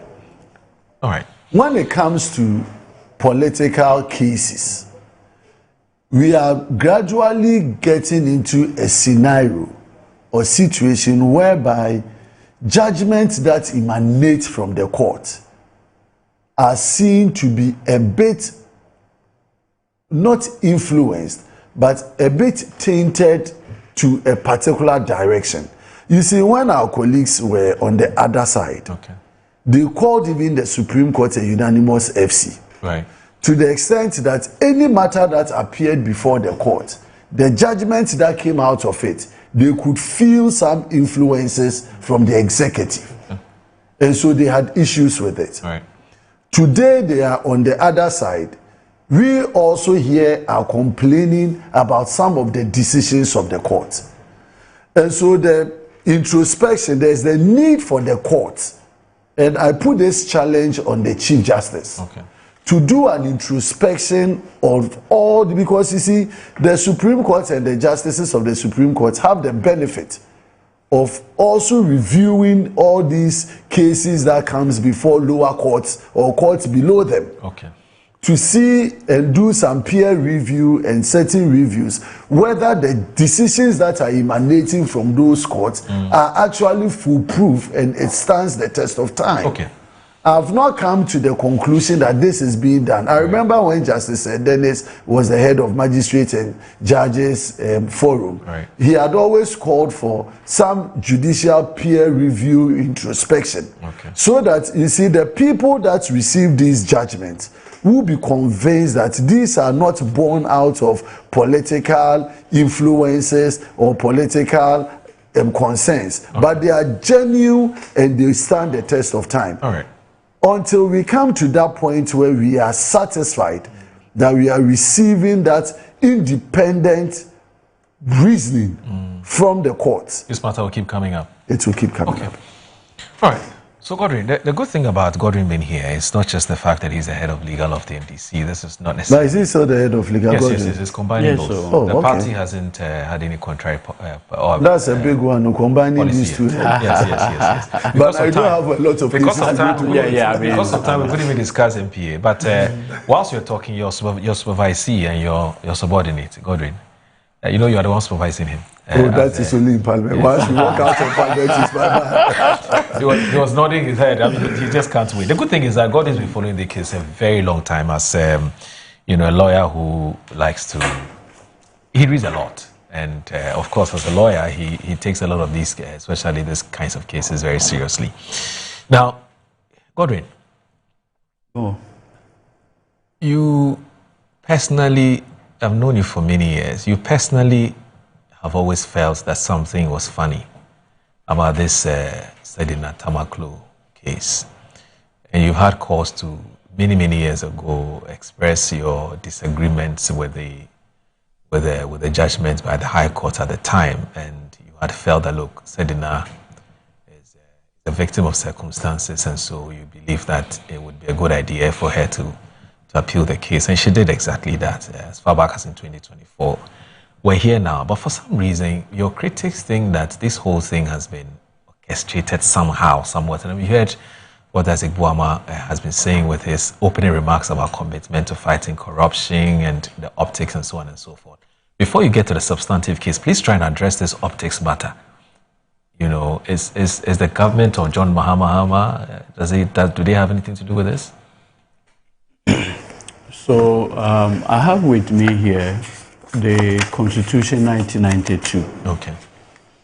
And this is the oath of office that President Mahama subscribed to on the 7th day of January 2025. Yeah. He says, I, then he mentioned his name, do in the name of God Almighty swear that I bear true faith and allegiance to the Republic of Ghana by law established, that I will uphold the sovereignty, integrity of Ghana, and that I will preserve, protect, defend the Constitution of the Republic of Ghana, so help me God. This is the oath that he took. He here took a similar oath as a member of Parliament. He recognizes that what we are having in Ghana is the rule of law and not the wishes or whims of any individual. I have my own hope. I have my own aspirations. Possibly I would have wished that the political party called MPP is banished. In any case, there's record in this history that when the CPP government was overthrown, the CPP as a political party was proscribed. That possibly would have been my wish. But there's a reason why we all subscribe to the rule of law. So therefore, at the end of the day, we are supposed to be governed by only what the law says. Is this the first time that you have seen an attorney general enter a nolle prosequia? The answer is no. Yeah. What they did was to abuse the nolle prosequia, okay, to deal with opponents of the MPP and persons who Nana-Addo didn't like. I'll give you a classic example. There's a guy called Gregory Afoko, Paul Afoko's brother. This man went through criminal prosecution for well over 5 years. The prosecution called all the witnesses. He was asked to open his defense. He so did. My Lord Justice Ellen Mensah, who was then a justice of the Court of Appeal, who did that matter, had given a day for judgment. Nana-Addo Dankwa Akufo-Addo instructed the Attorney General to enter a nolle prosequia to undermine that verdict because they realized that per the proceeding, there was no way Afoko would be. At that time, Nana-Addo wanted to deal with the brother Paul. That is how you abuse the nolle prosequia power. Now, what is even more curious is that you have concerns about the Attorney General today having entered nolle prosequia. He entered nolle prosequia to save your government from the mess and the persecution of your political adversaries. That is what he did. How in God's name was any decent court going to sustain the prosecution of Ato Forsen? How? This is a case that a judge, for some interesting reasons, shifts the burden to Ato to prove that he had authorization. Where is this done? Leonard, bro, where have you seen this done before? Well, we saw it happen. Look at Governor Esiama's trial. Please, you see, the only reason why Esiama was put on trial was that he did a press conference. And Dr. Bawumia was upset. You know this for a fact? Yes. Look, please. You see, when you were talking, I kept quiet for obvious reason. Look, Dr. Bawumia decided to bastardize the interoperability conversation. Yes. Deputy Governor then, Esiama, felt that it was problematic. They went through all the processes and decided to do a press conference. It was enough to upset the powers that be to put Esiama on trial. What was the basis for Esiama's trial? What wrong did he do? With this obvious persecution, you wanted the respected Attorney General to proceed on that urgent. To make who happy? And you say we should proceed. I conducted the case, the Sagleme matter. It was the most embarrassing criminal trial I've ever seen. The chief director of the Ministry of Works was put under cross, and I cross-examined him in that matter. I asked him a simple question. Do you know the charges against Collins Dada and others? He was in the box. I said, the charge against them is they have fortified certificates, interim payment certificate, culminating in the payment made. Do you know that? He said, well, that is the prosecutor's duty, not his as a witness. I then proceeded in asking him that as you speak now, who prepared the certificates? He was there.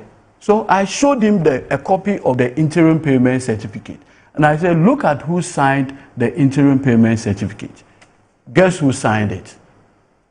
The architects at AESL. Yeah. The state's own architects, they did the certificate. So if the certification is falsified, why do you prosecute the minister? That is the kind of prosecution your horrible people put people through in this republic. And so there was no basis to continue these trials.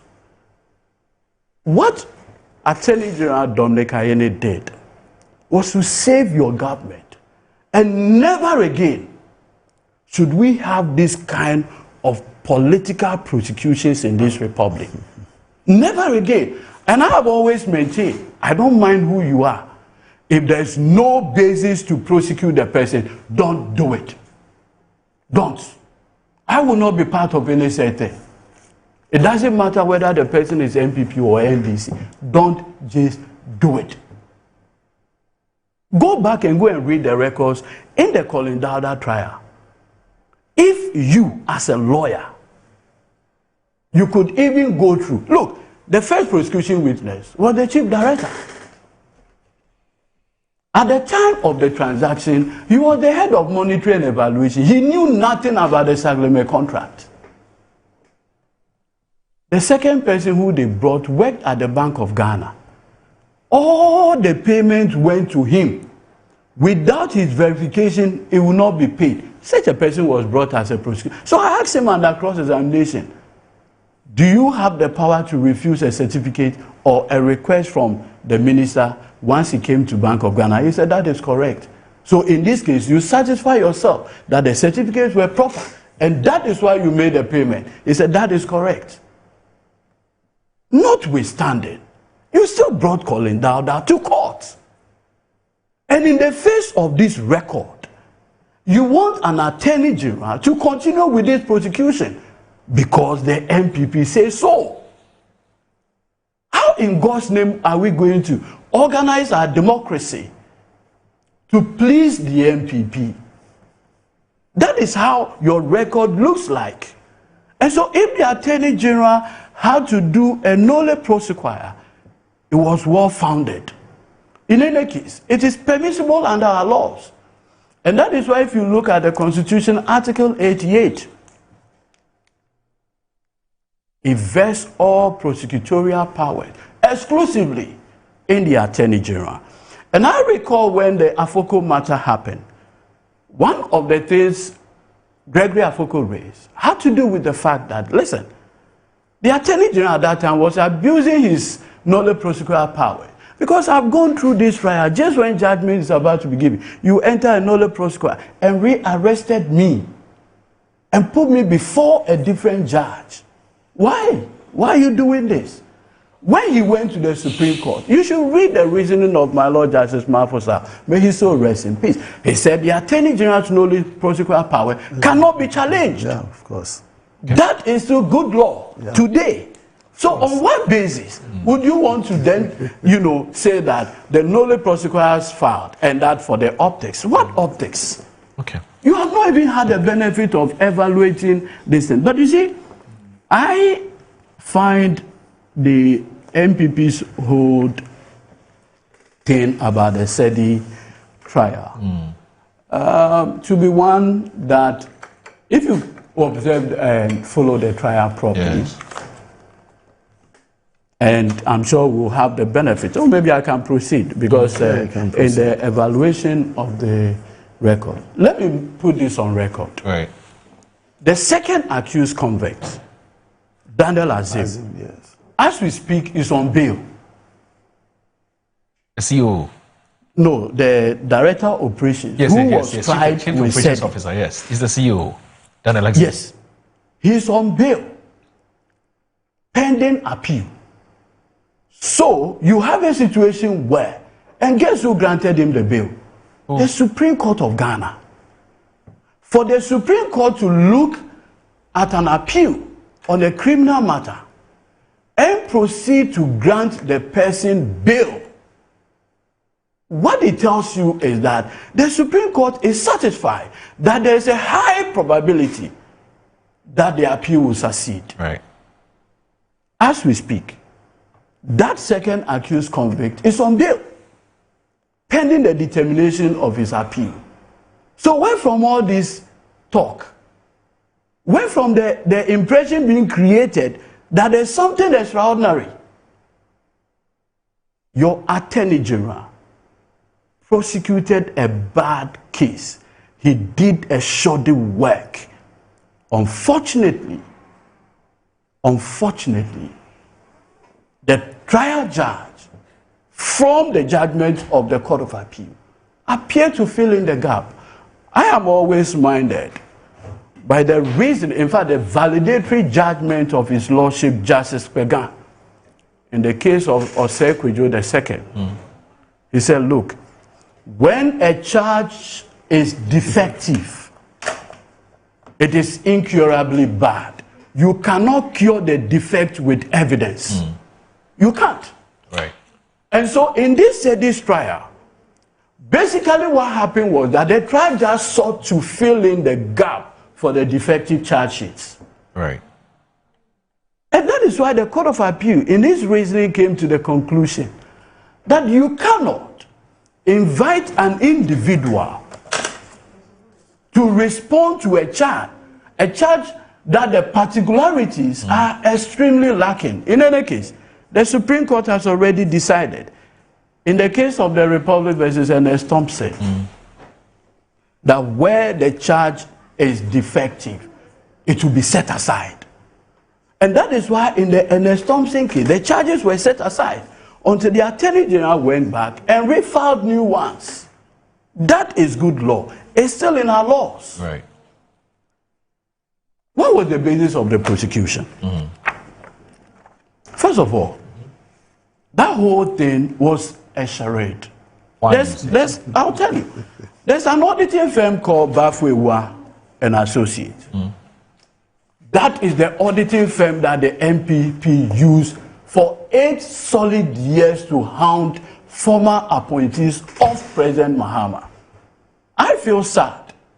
I've watched commentaries by people associated with the NDC on this matter, and I said, look, you have no idea what this young woman had gone through.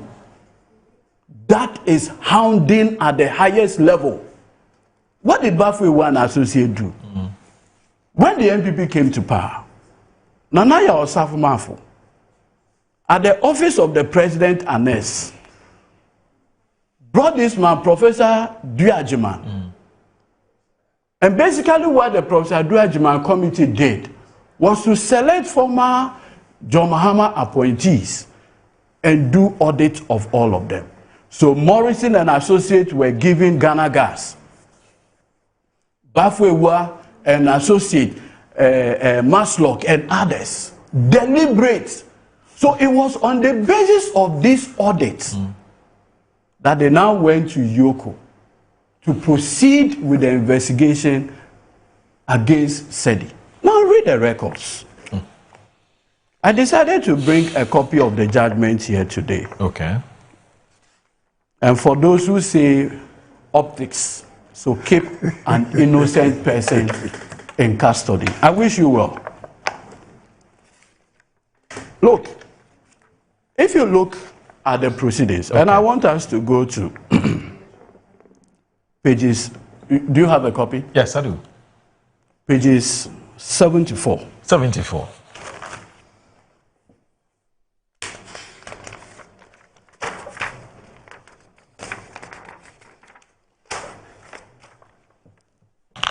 Page 74. Yes, are you there? we're here. This is PW7, the Yoko officer under cross-examination. This is what he says. During the investigation, you were furnished with several documents listing several towns under the sensitization program. Is that not so? Answer, that is so. Question, did the investigation by Yoko involve any attempt to speak to any of these persons listed in the several communities on the documentation furnished to Yoko? Answer, the sensitization program was organized by 85,000 participants with a budget of 1.7 million Ghana cedis. As part of the program, we do not have the contact numbers of the so-called beneficiaries of this sensitization program. If we had, at least we might have placed a call to one of them to confirm or deny indeed the program or organized or they were given 20 cedis as TNT. Now listen to the reasoning of the Court of Appeal. It said this admission is significant. It means that Yoko neither confirm nor refute the appellant assertion that the Maslow program took place in fact. It is also striking that the respondent, that the Republic, called no Maslow regional director to give evidence or be tested in cross-examination, but instead it relied on the evidence of PW6 and PW7 based on information given to them by the regional directors. PW7 testifies as follows. You have only concluded that there was no sensitization because you claim that the funds used for the exercise have not been accounted for. Is that not so? Answer, that is not so. Then question, what is the case then? During the course of our investigation, Yoko interviewed 3 regional directors of Maslow, and as part of the audit conducted by Bafwewa and Associates, they also spoke to all the regional directors and they indicated that there was no sensitization program organized. Also, even though an amount of 1.7 million was approved for the program, there's no evidence to suggest that the monies were used for the intended purpose. Now, question. As we sit here, there is no means of establishing whether or not these regional officers spoke to Yoko or Bafwewa and Associates. Answer, that is not so. What information do you have beyond what you have stated in court? Answer, as part of the audit, this information I've given to the court is part of the audit report. Also, the 3 regional directors who came to Yoko gave statements. I am saying that before this court, only information is based on what you and Bafwewa have said. Answer, that is not so. Question, there is no testimony before this court by any regional officer of Maslow. I'm putting it to you. That is so, my lady. This is the kind of prosecution you conducted. Wow. And you want this to form the basis. Serious. That's serious. To put somebody in prison. Leonard, as defense attorney, would you tolerate this kind of shoddy work? The regional directors were not dead. You didn't even come to court, even with the statement they offered to Yoko, even for whatever it's worth. Because you knew that there's no way you can build a better case. That is how you operated under your 8 years rule. But even more shocking, you proceed to say that. So the court ruled based on hearsay. Even more damning ones are coming. Look, if you look at page 81, and I invite you to look at page 81.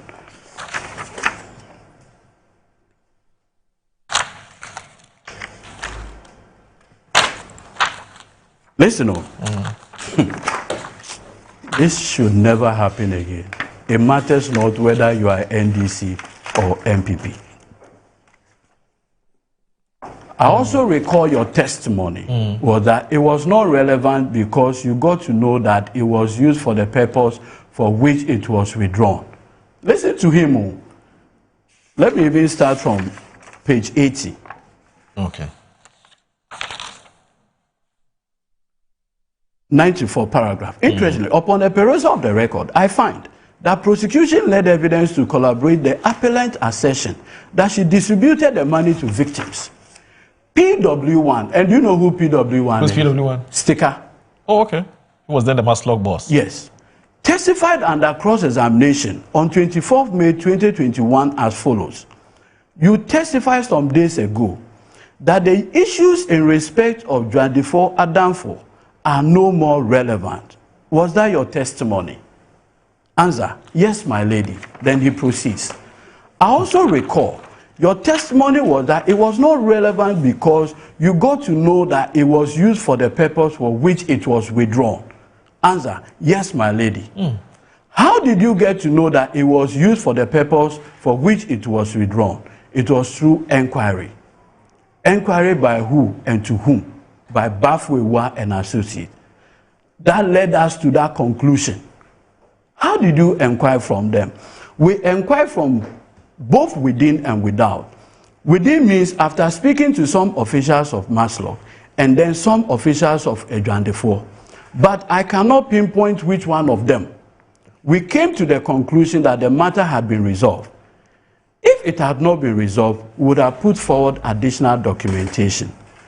Is this the testimony of yours captured in the report you tendered? Answer, no, it is not captured in the report. Interesting. Now listen, this admission by Sticker strikes at the very foundation of the charge of stealing against the appellant.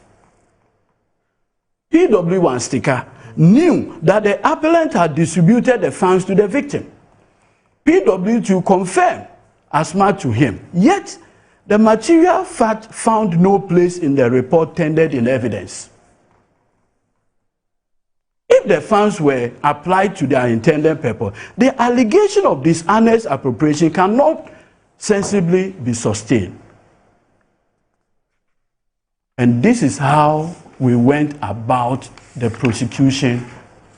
Mr. It follows inexorably that the prosecution failed to prove beyond reasonable doubt. Reasonable doubt. Look at another issue. Mo. They brought the director of finance of Maslog, or the head of finance, PW5. And look at what happened under. Which page is this now? 90. Page 85. Oh, 85, still 85. Okay. So page 85. All right. And the charge against Sedi was that she paid herself and her deputy, that's Mustafa. Yes. And for that matter, the judge found her guilty and convicted her as one of the counts. Okay. Now listen to what happened under cross-examination. You tendered Exhibit AD, AC, AB, which relates to payment of end of leave and ex gratia to A1 and her former deputy. Is that correct? Answer, that is correct. Question, the payment were processed by your office. Is that correct? Answer, very correct. Question, the processing was based on documents relating to the appointment of A1 and her former deputy. Is that correct? Answer, very correct. In processing for this payment, did you notice anything untoward? Answer, no, I did not notice anything untoward. Question, you put your signature under this payment because you did not find anything wrong with this payment. Is that correct? Answer. I authorized those payments because I did not find. This is the prosecution's own witness. Meanwhile, said he was convicted for this. Meanwhile, said he was convicted for this.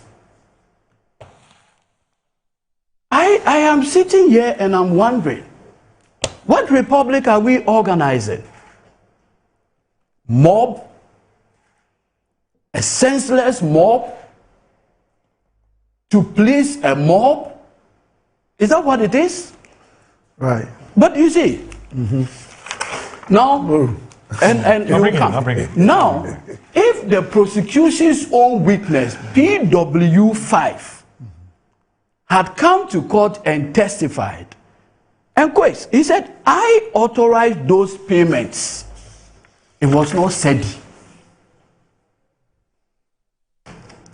Meanwhile, this was enough basis to convict her.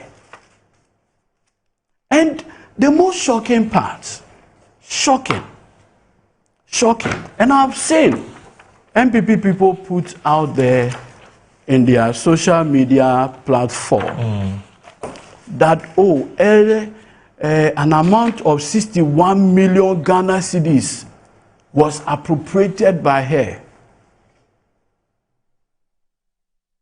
Listen to what happened under cross-examination. Again, sticker. Page. I'm taking you there.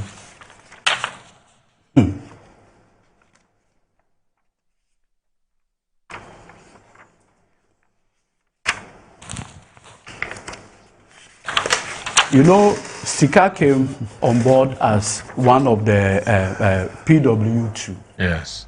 Do you know that the payment for the buses were done in 2017 and 2018? Really? Yes. SEDI didn't pay 1 cedi. 1 cedi. The inflated price. 1 cedi she never paid. It was Mr. Ken Ofori-Atta who issued the warrant for the payment. Said he was convicted for it. I mean, look, it's incredible. And if you look at the testimony of Stika under cross-examination, Stika himself admitted that when he took over as chief executive officer of Maslock, okay, he renegotiated the contract. On the basis of that renegotiated contract, payments were made. Meanwhile, said he was convicted for causing financial loss to the state.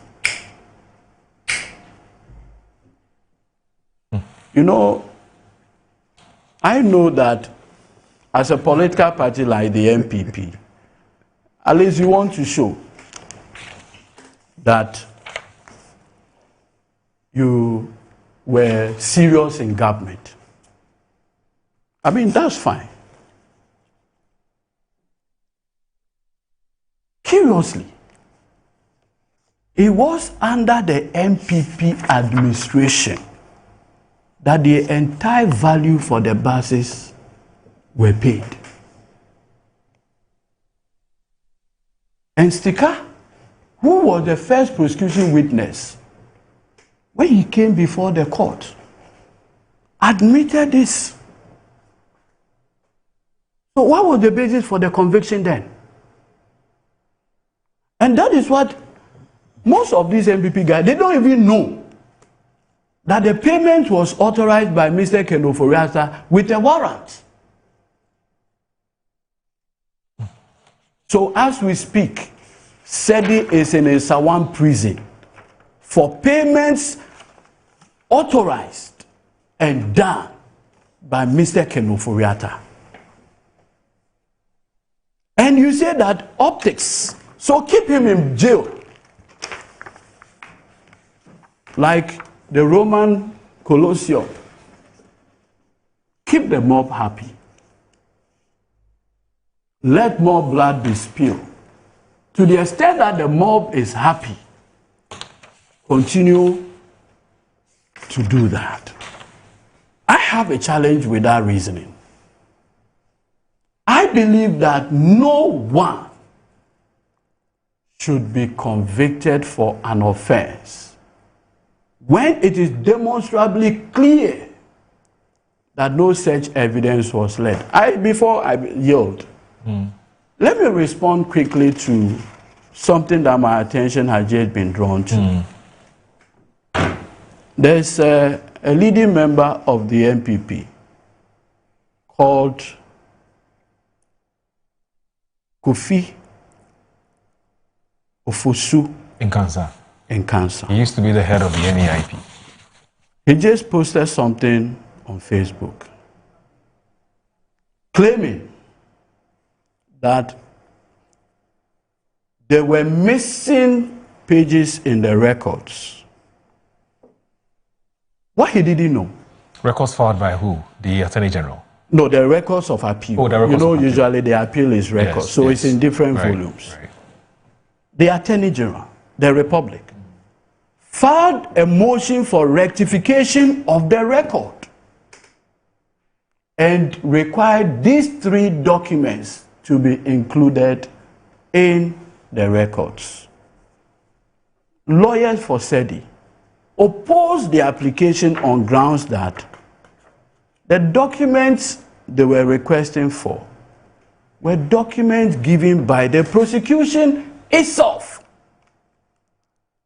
And so how in God's name do you have documents and still be demanding? So this is it. So this is the views of a senior lawyer. Says so he's also quoting the view of a senior lawyer. He says the procedure for pointing out incomplete record is not to be done through written submission. Written submission is read after date has been fixed for judgment. So much of ignorance. So much of ignorance. What he didn't know was that a formal application for rectification was put before the Court of Appeal. And if you look, let me see. This is the affidavit in support. We herefore depose to this affidavit dated at the Attorney General's office, 6th day of May 2026. And look at the request. Now the Court of Appeal. This is the ruling of the Court of Appeal. By court ruling. This is an application or notice by the Republic applicant for rectification of the appeals record. It has been opposed by the appellant. We have carefully considered all the processes filed. Detailed oral submissions of both counsel for the parties herein from the record of appeal. It is a fact admitted by both counsel that there are 3 documents are in volume 1 of the record. And as disclosed, the main issue is whether or not the record of appeal contains exhibits tendered as exhibit AM, AM1, AM by court. We therefore rule in the circumstance we have no legal option than to grant the application in the interest of justice and speedy trial. The application is hereby granted. We order that on condition that the registrar of the Court of Appeal, which is seized with the case now, has 3 of the exhibits and the rectification to be done at the Court of Appeal. So these things were done. So you put out misleading, false stories out there just to please, with respect, a mob looking for blood. Okay. It cannot be the blood of an innocent person. You've had more than 30 minutes. About 30 minutes, yes. You have 25, you have 30. I'm surprised. I'll bring you in. I'll bring you. Let me just quickly do this. Let me share with my viewers a very important and an upcoming program. It's called the Clean Conference 2026. So Metro TV, Original TV, and Original FM and Metro Digital are proudly presenting the Clean Conference and is under the auspices of the Office of the Chief of Staff. The person who's heading there is Dr. Julius Deborah. Now, the theme is assessing Ghana's progress towards UN SDGs Agenda 2030. Now, SDG 6, clean water and sanitation. 7, clean energy, and SDG 12, responsible consumption and production. Now, the date is Friday, the 21st of August, 2026, and it's coming off at the City Conference Hall, University of Ghana, Legon, Accra. Now, with just 4 years to achieve the UN SDGs 2030, we want to know how far Ghana has come. So the answer will begin with the National Conversation Metro and the Regional Sanitation Conference with the Chief of Staff, Honorable Julius Deborah. Now, the Clean Conference bringing together government, development partners, traditional authorities, industry players, academia, civil society, young people, and also all Ghanaians. So the cleanup exercise would follow would come up the following day. So there will be a cleanup exercise on Saturday, 22nd August 2026, also led by the Chief of Staff. So join the thousands of volunteers for this massive cleanup exercise across the major streets of Accra. Metro Clean Conference wo ahono diemo ema omaino etung pong. I'm sure MPA would be more than happy to join this because they believe a lot in clean environment by virtue of what they do at NPA. So under the auspice of the Chief of Staff. All right. So what do you say about everything that Godwin has said? Quite clearly from the evidence and the facts before us, it looks like Sedinam was dealt a raw deal, at least based on what we've seen. Yes, you give him 30 minutes plus. I give it 26. It's okay, just 4 minutes. So you asked that I should give extra 5 minutes. So I don't know if I can do 30 minutes and that will end the show. Presentation, that will end the show. That will end the show. But you see, I say Asempa Itia. I know. Asempa Itia. First and foremost, yes, my colleague counsel has espoused all the reasons that suggest to the fact that Sedinam doesn't deserve to have been convicted of the charges. Right. So basically she was convicted unfairly. You have the Attorney General yesterday, the AG, yesterday, giving an indication that having read the judgment of the High Court, as well as even the position of the US in extraditing Sedinam, he is convinced that there are reasonable grounds for Sedinam to be incarcerated. Did you hear that from the Attorney General? Yes. He said he believes she has a case to answer. So what is my colleague saying now? This is the double standard. So you see, if I come back to tell you that there's no credibility in this exercise and enterprise, he has opened all the pages from page 87, 85, 83. The Attorney General of the Republic is telling us that he is of a firm belief that the reasoning of the High Court are sustainable, and for which reason he is instructing his state attorneys to go and put in a stay of execution, and then he will go on appeal to sustain the initial position of the High Court.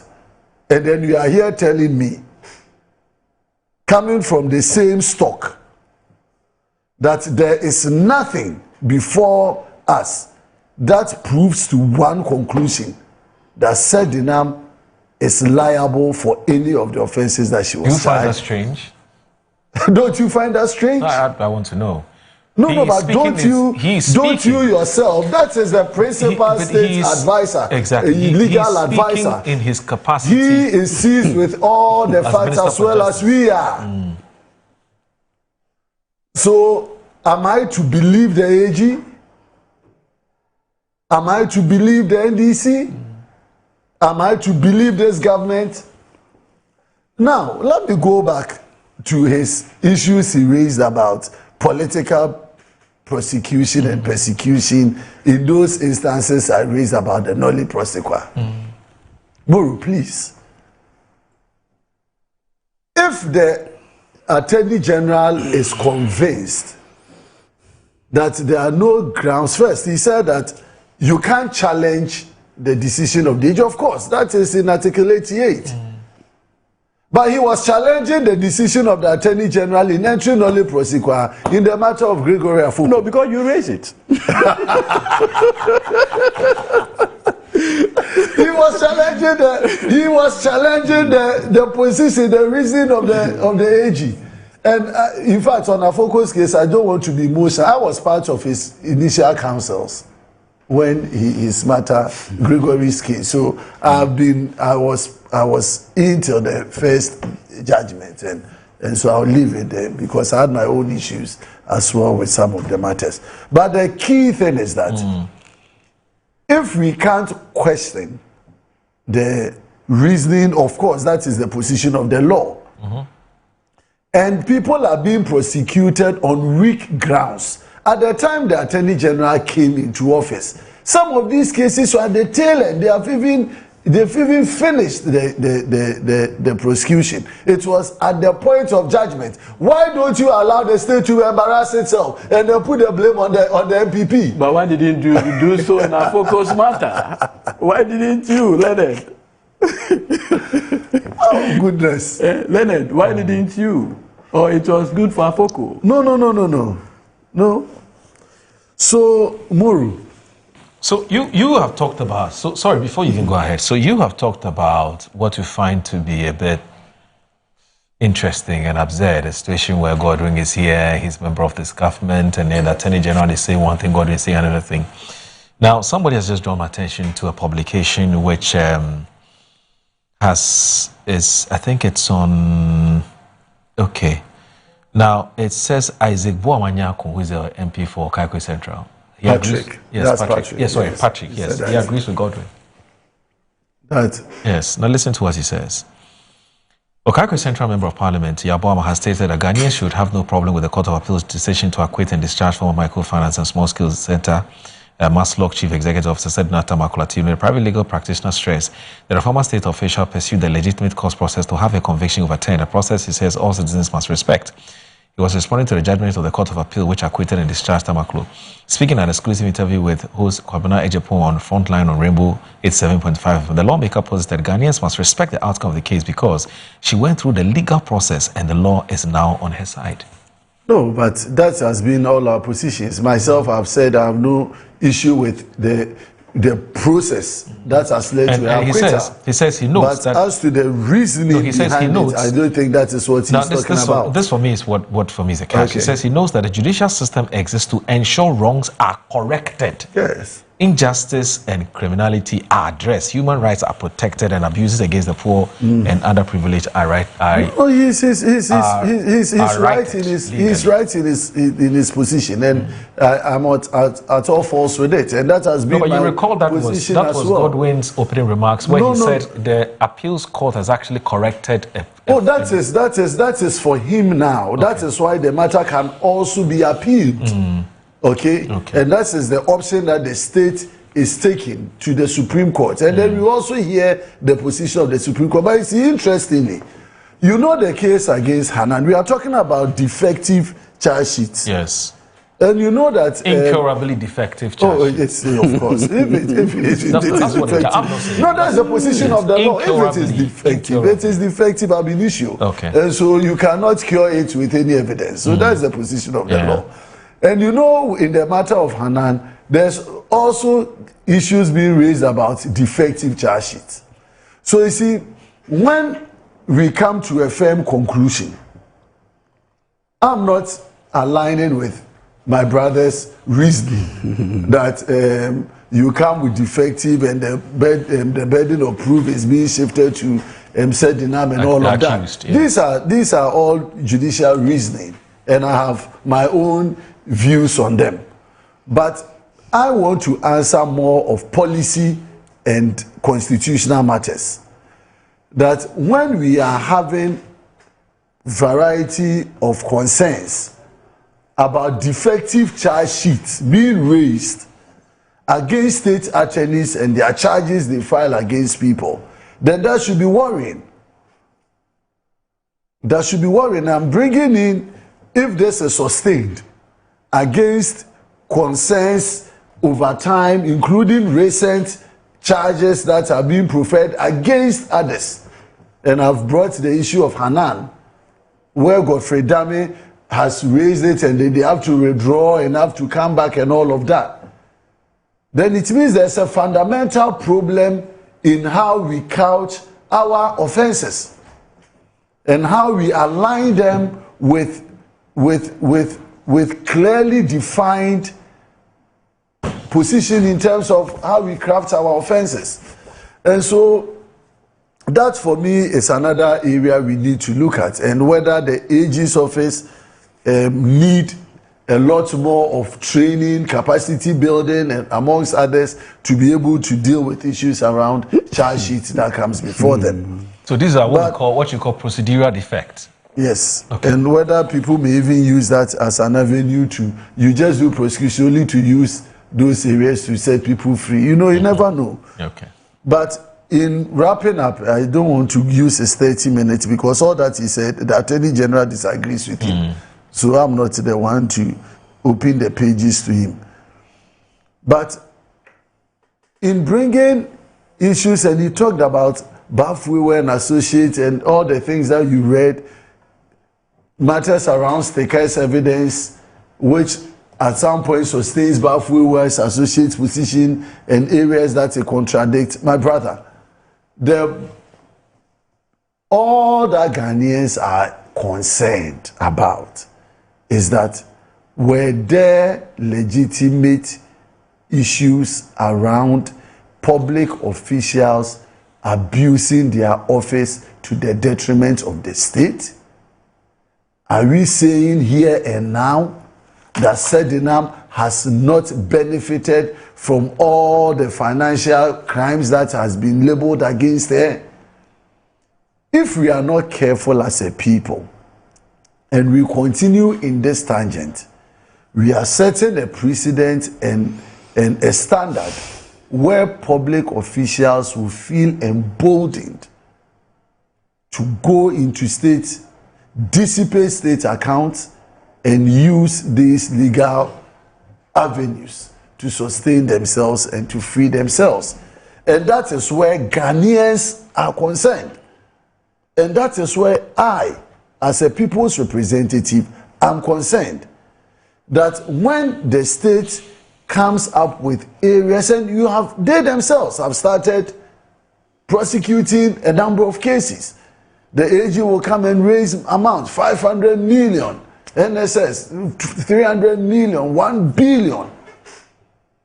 If you wake up tomorrow and then it turns out that all of these things, if there were any evidence, shred of evidence, but other avenues are used for people to be freed, what would be the sentiment of the good people? But you don't think Ghanaians are also eager and interested in ensuring that people are not jailed just for the sake of it? Of course. Of course. So this is that innocent people are not put in jail. Muru, that is why Patrick Boama talked about going through the legal processes to establish one's innocence, and also the responsibility that we put in state officials, the AG, and all other investigative bodies. You see, these are things that are investigated by other state agencies. We have Yoko, you have all of those people, and you can see all. He talked about audit. When they came into power, they've also audited institutions. You remember our brother, what's the name? Miracles. Yes. Recently, even when they have not concluded investigation, he was arrested on all of, and these are all parts of the political persecution he's talking about. But he's picking and choosing. There's someone that you are investigating who has availed himself for investigation, for whatever reason arrives into the country, you arrest him and then you grant him obnoxious bail terms, and then they will use all of this and are now compelled to face evidence to try and prosecute. Okay. And then it comes at the end of the day and the people are left, and now Ghanaians are torn in between. Okay. Where the issues really the case before that were sustainable before the court, or we just used it for political victimization. All right. And so please, between us and all, let's be fair to the people of Ghana. Okay. let's make sure that when we are doing things, we do it and do it well. But I'm not seeing that commitment and sincerity in the government and in the Attorney General. And that is why we raise all of these concerns. Because if you are picking and choosing, you pick and choose which ones to withdraw, which ones to prosecute, and all of that, then everybody will now move into the realm of political persecution. Why is it a crime for an Attorney General to have a legal opinion on that matter? Because the issue about picking and choosing, it's normal. Every Attorney General will pick and choose. You can't do anything about it. Tomorrow, if you make an Attorney General, we don't expect you to take a decision because some people say. It will be based on the facts before you, the evidence before you. You decide. Do I go with this or go with that? So as for the matter of cherry picking, I don't think it's really an issue, is it? You end it here by saying that, or I'll end here by saying that we are in positions of responsibility to serve the people of Ghana. Okay. We have a public purse to protect. When we are given responsibility to protect the public purse, let's do it in all sincerity, in all fairness, and with all the firmness that it demands. All right. So that at the end of the day, the Ghanaian people will be best served. Because it is becoming one too many. All right. One too many. Okay. That people are convicted or being prosecuted on certain offenses, and then within a short time, we get all of these rulings overturned. But we have to also educate the people of Ghana that those people have rights. Absolutely. And those rights have to be respected within the confines of the law we have promulgated. What it also means is that our prosecutors must do a thorough job. That is where that is where otherwise we keep coming back to these. I'll take a short break. Sorry, I beg you. I'll need to take a short break. When I come back, I'll get Godwin to come in and conclude on this matter, and then I'll read some messages. He has finished. And then with all that he said, he has nothing to say. And then if there's time, we'll come to the Constitutional Review. But I need to take a break. We'll then take it. I beg you. You're watching Good Morning Ghana on Metro Television. Please stay with us.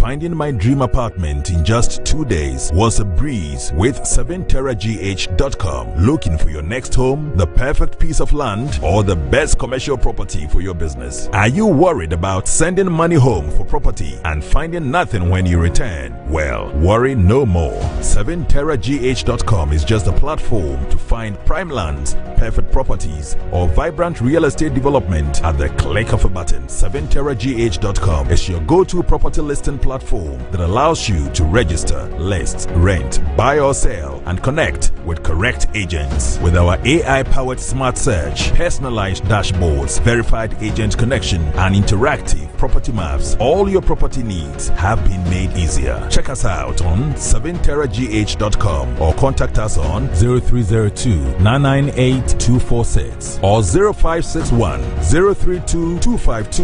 7terragh.com, powered by MNC Properties.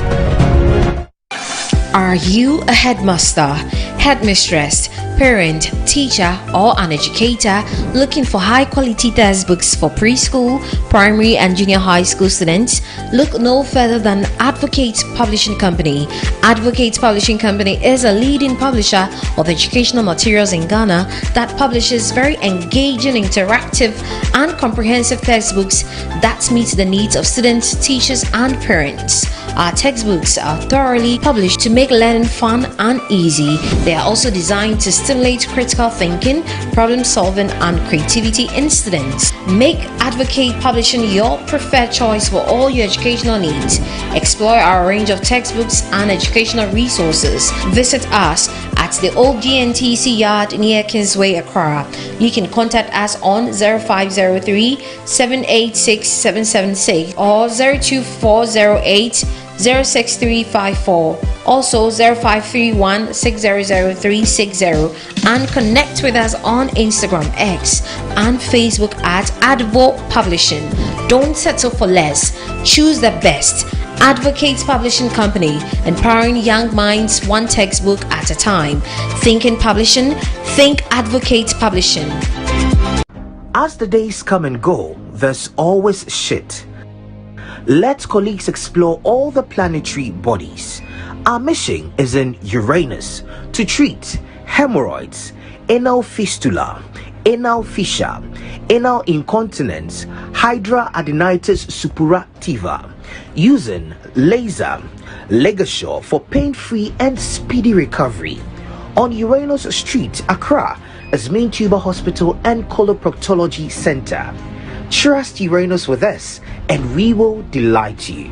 Visit Main Tuber Hospital today or call us on 0244 581 541.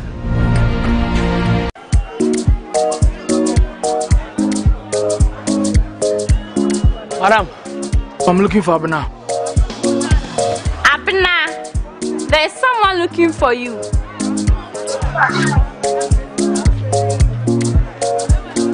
Madam, please, where's Abena? Abena, yes, ma'am. Is this who you are looking for? Madam, please get me Abena. Please. Della. Abena bra. Abena. Oh, Abena. If it's not Abena rice, you can't eat any other. Abena rice and Nijin Kwa. FDA, a Jadian Kratz will yet some.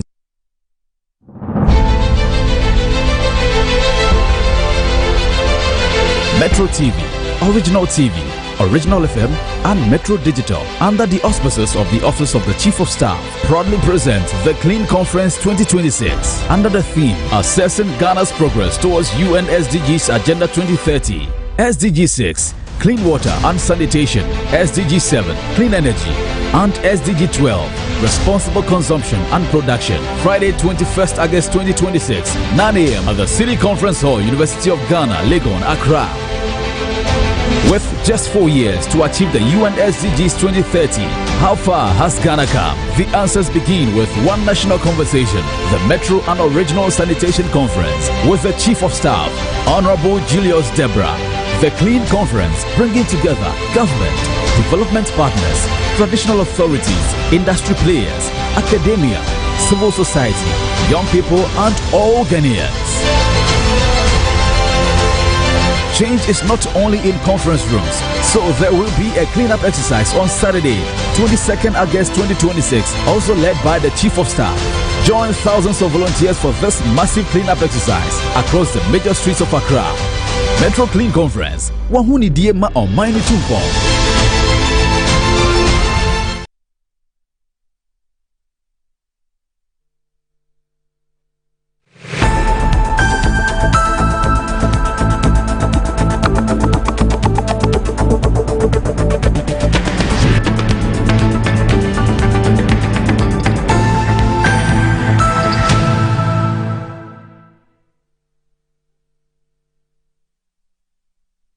You're watching Good Morning Ghana on Metro Television. The show is also live on 94.1 FM. I still have here the NPA Chief Executive Officer, Godwin Edizi Tamaklo Esquire. He's also the Director of Legal for the NDC, the ruling NDC.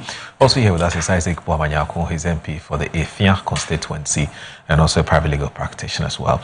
Godwin, so in conclusion, what are you saying about this? I just want to say my learned friend raised some issues.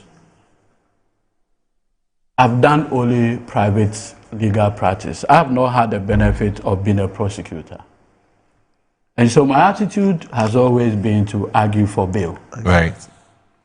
And I remember vividly when we were doing the Kwabena Dufo matter. Yes. I was counsel for him and the other accused persons. And I remember when we applied for bail for him, the High Court judge placed the bill at 100 million Ghana cedis. I remember. And I remember telling the judge respectfully that, listen, I mean, we are talking about Dr. Dufo here, a man who has served this republic well, deputy governor, finance minister, owner of several businesses. Respectfully, we invite you to grant himself recognizance bill. At that time, the court said no, 100 million. We press on, then the court reduced it to 65 million Ghana cedis. So I recall vividly, I had to call the son, the eldest son, Yes. Not Julian. The elder the son. One, yeah. So he brought the land documents on before we were able to get him bail. So that day I left with Dr. Dufo from the court registry at 8 p.m. because we're going through the process. So my attitude has always been, in respect of bail, is that where it is practically possible, it should be on self-recognizance. Right. What's important is ensuring the attendance of, the accused person. And once that can be done, I'm sure we should be okay to go with it. Another thing, you see, the more I read these judgments, the more I feel that Sedi should not spend even a additional second in Nsawam prison. Emo, I just want to draw your attention to something. And if you look at volume 3 of the records of appeal, this one I'm reading the records. Right. Sticker under cross-examination. This is what happened. Right. You also knew from your records that the contract for the acquisition of vehicles had been signed by your predecessor. Right. But not a single cedi had been paid by Maslock. Is that correct? Listen to Sticker's answer. Yes, my lady. Then it proceeds. So now PW5, that is the Director of Finance, now comes in. Your CEO had testified in this court that they renegotiated the entire contract price. Is that the case? Answer. Unfortunately, I cannot speak on my CEO's testimony. Question. I'm asking you personally. Maslock says that the contract price was renegotiated. Is that the case? Answer. From what the person gave to me, yes. Then he proceeds. This renegotiated price was done how many years after A1 had left office? Answer, I have no idea. But you'll be able to tell the court when the payment was made. Is that correct? Answer, yes. When was it made? 2018. A1 exited office first week in January 2017. Is that correct? Answer, that is correct. You have all this on record. This is the record. And you want an appellate court, having looked at, and you and I know that the received learning is that appeal is by way of what? Rehearing. Once you have the omnibus ground of appeal, that the appeal or the judgment for criminal cases, when in formulating the record, the grounds of appeal, the omnibus ground is that it is unreasonable, having regards to the evidence on record. For civil, we say it does not, as it were, conform with the record. Right. But in this specific case, the Court of Appeal, presided over by 3 eminent judges, reviewed the records, and everything that the Court of Appeal said more is the fact that there were enough evidence on record. First of all, we know that criminal trials are organized around 2 fundamental principles. Right. One, that the burden to establish guilt is proved beyond reasonable doubt. Right. 2, that you also have what we call the burden of persuasion. Now that burden of persuasion oscillates. Right. It can move from party to party. In this case, Sedi specifically gave statement to Yoko, and in those statements denied. In those circumstances, the burden is on the prosecution to prove beyond reasonable doubt. Regrettably. And just as the Court of Appeal found, rather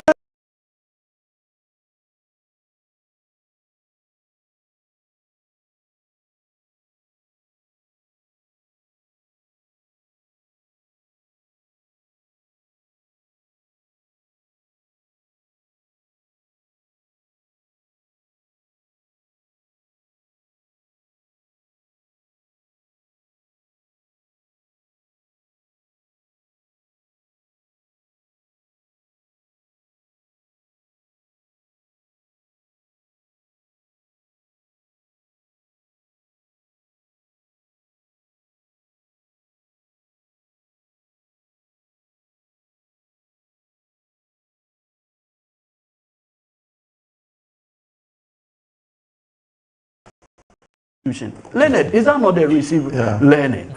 Now, so where in this case, the burden is shifted to SEDI to prove. And if you look at the Court of Appeal earlier,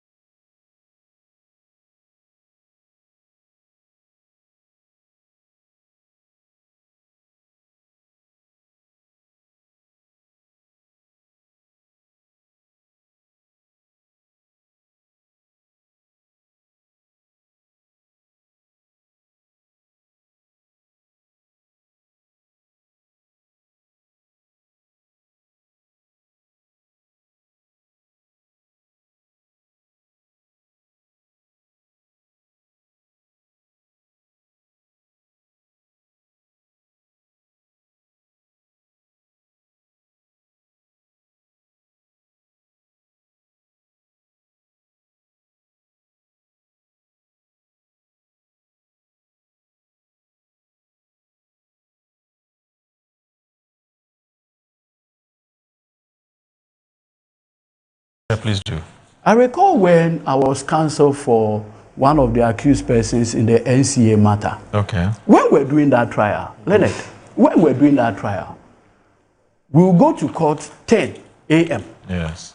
on Tuesdays and close at 2 p.m. 4 hours continuous. Then we'll come back on Thursday. We'll do 10 a.m. to 2 p.m. Okay. So in one of the instances, I realized something untoward. What was it? Right in open court, when the prosecution witnesses are tendering their document, we'll be asked in open court, do you have any objection to the tendering of this document? Mo, I am seeing for the first time documents from prosecution witness. Yes. And so sometimes in open court, I will now have to go to my client in the dock, show it to him. Okay. This is where the prosecution witness is coming. Should I object or not? Or not. Invariably, the judge said we should go ahead. So one Sunday, I called my friend, Rendop Chumesi Ankra, yes, and said, look, Ray, he was for fifth accused, and I was for second and third accused. I told him that, Ray, if this trial proceeds the way it is going, we are not doing any good work for our clients. Okay. And that is why we filed an application for disclosure in criminal matters. Eventually, the Attorney General, Madam Gloria Kufu, came to court to oppose the application. But let me say this. My Lord Justice Eric Chebafo saw the reasoning and felt that, look, as at 2018, we cannot have criminal trial where accused persons are blindfolded. The Attorney General had all the documents and now springs surprises on accused person. That formed the basis of the referral to the Supreme Court. We had to take that initiative.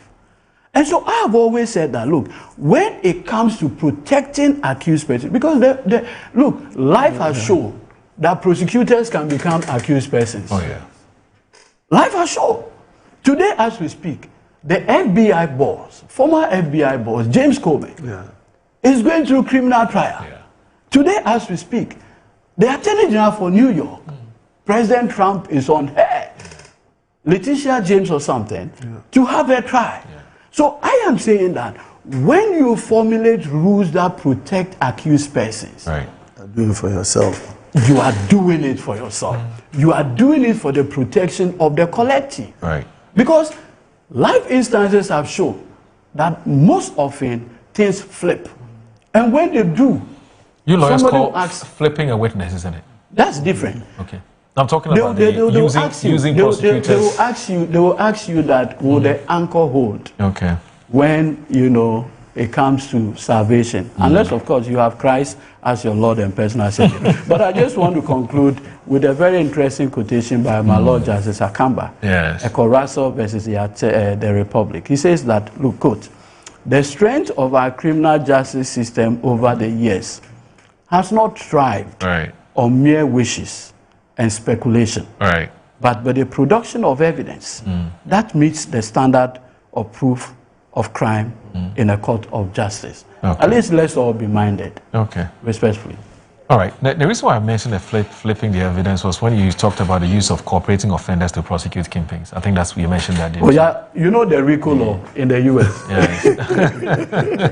Because usually they'll tell you that the mob bosses is always difficult to get them themselves. Yes. So once you can get, assigns, and others, So Erokum and Michael JJC. Anyway, so Kojo Tumbafo is back. Now he says that, good morning, please ask lawyer Boama whether the fight against corruption should be exclusive of a suspect or a convict's right to a fair trial and not miscarriages of justice. 3 appeals court judges have examined the case and decided unanimously that their colleague was wrong. But you are sitting here criticizing government. What has this got to do with the government? By a preponderance, 3 judges have reviewed a case adjudicated by their own colleague and decided there was a problem with the verdict, but you are sitting there blaming the AG when he has been filed an appeal to review the appellate court process. He didn't particularly blame me. He was just wondering why the minister, the Attorney General, had a different opinion from that of Godwin. I was asking what is strange about that. Now, Samuel Brian Boabing is back. My stance on this matter may be viewed differently because of my personal relationship with Sedi. It makes little sense to me that she should be serving a prison sentence while the beneficiaries of the funds in question are currently enjoying themselves at Jubilee House in Chadu. And those who have caused monumental financial losses have been cleared and whitewashed. Justice should not be selective. To those NDC propaganda merchants pushing a particular narrative, let's be clear, Dr. 6040 went to court to defend the High Court's judgment and lost. How then can any fair-minded person blame Godfrey Dami, who secured the conviction that the current Attorney General himself went to court to uphold? Where is the logic in that argument? Samuel Brian Boabing. Alhaji Hamza from Pig Farm, he says that, Assalamu alaikum, my brother. In fact, I'm at a loss this morning. The question I want to ask the MEP this morning is that what is actually their stand on this Sedina matter? Because I hear them clearly saying that the government should appeal the judgment if only the government is interested in fighting corruption. So as we speak, the AG has appealed the judgment and has also asked for a stay of execution. So what is the MEP problem? As we speak now, Wontumi lawyers have appealed the judgment. So in the likelihood the appeal goes in favor of Wontumi, what will be their say? Again, the MP were happy that our courts, for that matter, our judges have found Sedina guilty and have sentenced her to 10 years in prison. Today, the same courts and judges at appeals court have acquitted and discharged, and the MP has a problem with that. The MP should read the judgment and stop disturbing our ears. Alhaji Hamza from Pig Farm. Alfred Kojo Tradles, he also says, good morning. An acquitted or a setting aside of conviction does not automatically mean that every transaction was proper, prudent, or administratively defensible. It simply means that a specific criminal offences charged against Madam Sedina Tamaklo were not proven beyond reasonable doubt according to law. Boro, after carefully reading the judgment, I've come to the conclusion that both the then Attorney General and Judge did not do a thorough job. It looks more like an agenda than justice. Alfred Kojo Tradles, Deputy National Organizer Aspirant of the NDC. Musa Bata from Asawase says that the Ghana operates under the 1992 Constitution and the rule of law. She exercised a constitutional right to appeal, and the appeal was filed in 2024 before the current government came into office. If a convicted person appeals and succeeds, the law requires that person to go free. That is what happened in this case. Let's not be mischievous and allow the law to work. My regards to lawyer Eduzi Tamaklo. Now, Timothy says that you're having a good program, and I'm learning so much of law today from your guests. All of them are excellent. The program is serene. That's Timothy. Timothy is actually a friend of the show. He's a former footballer of Kotoko. Also a former captain of KNUSA soccer team that won gold in 1992. I was in JSS. You start laughing, so I won't say 1992 Gusa Games and a regular contributor of Metro Sports. Good to hear from you, sir. Now, Timothy Goba I believe it's the Daily Graphic. He says, lawyer Boachin Nyako is happy about the portions of what the AG said yesterday and deliberately avoided the fact that the AG said he had not read the ruling of the Court of Appeal. So I guess his question, if not already, why do you say you're going to go on appeal? So he's asking an interesting question. Let me ask, is the Court of Appeal not superior to the High Court that Timothy Goba sends that message? He's a very, I know, he's a great chap, eh? Peter T. from Shukura says, good morning. This is Peter T. from Shukura. Government reintroduction of the Road 2. Okay, so we've not talked about Road 2, but he says his regards to you as well. Peter T. says I should say hello to you. And also Theophilos Jimega Jr. He said I should say, yes. Strong engineer. Yeah, strong engineer. You know, he's a lawyer and engineer. Charlie, deadly guy. He's a tax expert lawyer. At the same time, as a lawyer.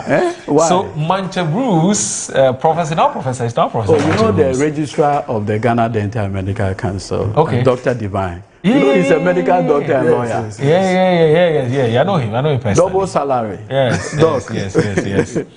And I know that family. Yes. Anyway, so Mancha Bruce says, Moro, pursuant to the Criminal and Other Offences Procedure Act, technical defect in the charge sheet ought not to vitiate a conviction where sufficient evidence has been adduced to establish the offences. Now, the pertinent question, therefore, is whether there was a substantial miscarriage of justice warranting overturning of the conviction. Is this the reset we were promised? To acquit Sedina, notwithstanding the substantial evidence in that decision led against her appears to be part of a carefully orchestrated playbook. Amazing convictions, Machabu II in Takoradi. Yes, you see, it says, good morning. You are right about Eduzi. I worry for him every day. God bless him. You don't add your name. Well, God rules in the affair of men. He's fine. He's fine. So Kobe Fiagbe, formerly of the Lens. Hey, Kobe, what's happened to your Lens newspaper? You know, he's one of the top newspapers. Yes. I mean, I think you need to bring it back. No, he's around. Kobe is as strong as... maybe he's retired from journalism. Kobe can. I know. He said I should say hello to you as well. The great, powerful Mike Dokusi, Kobe, don't do the journalism too.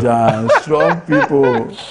He said, greet Godwin for me. Kobe Fiagbe, long time. Those were the pioneers of media. My senior man. Back in the news file. Kobe Fiagbe.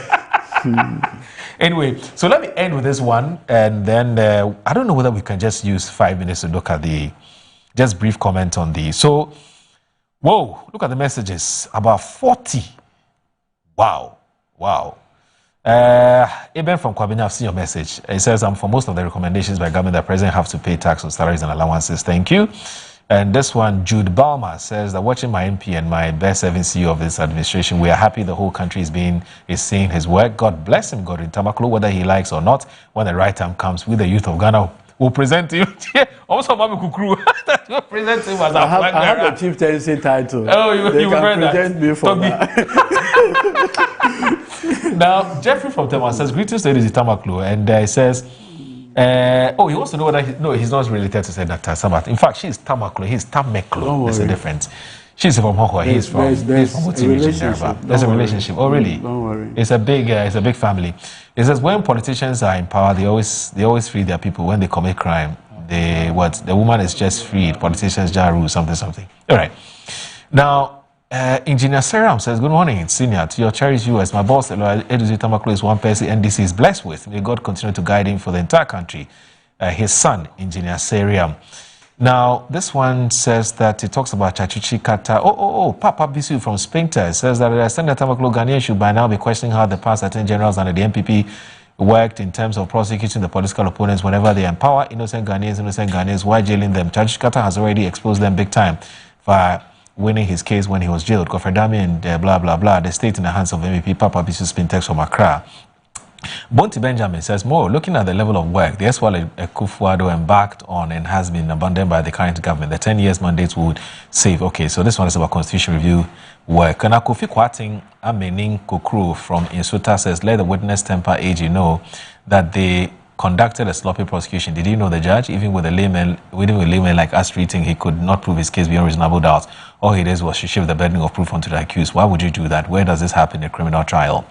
And then finally, Ni Ajete of Lejokuku constituency. Greetings to Sir Collins, incoming executive member for Lejokuku constituency. And he says, please tell Mbwama that AG did not say that. On record, the AG said he's now going to read the judgment. You can play the AG's video to confirm exactly what he said. Sir Obama from Pokwasin says, which was oral, which was supposed to be Operation Recover All Looters, unfortunately now become Operation Release All Looters.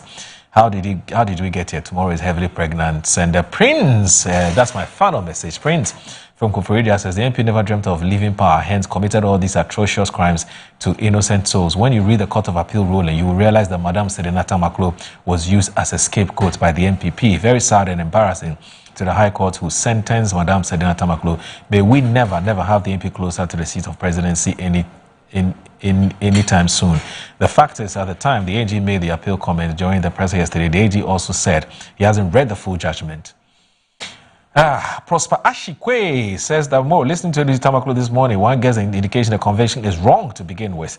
The MP rep has been too mute considering the narratives making the rounds. The picture painter suggests she was wrongly jailed in the first place. Is that the case? I get that same impression after listening to God and reading the judgment.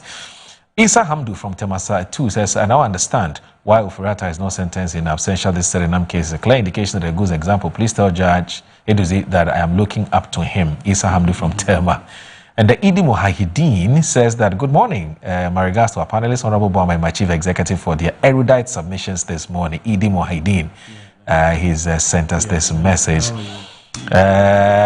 Okay, so unfortunately, we will not be able to treat the second topic because our time is fast spent. Oh, key things I want to raise because my on the CRC matter. No. CRC we can discuss it. Fuel prices. Okay. Fuel prices. Yes. The indication is that by 1st August, fuel prices are going to go up again.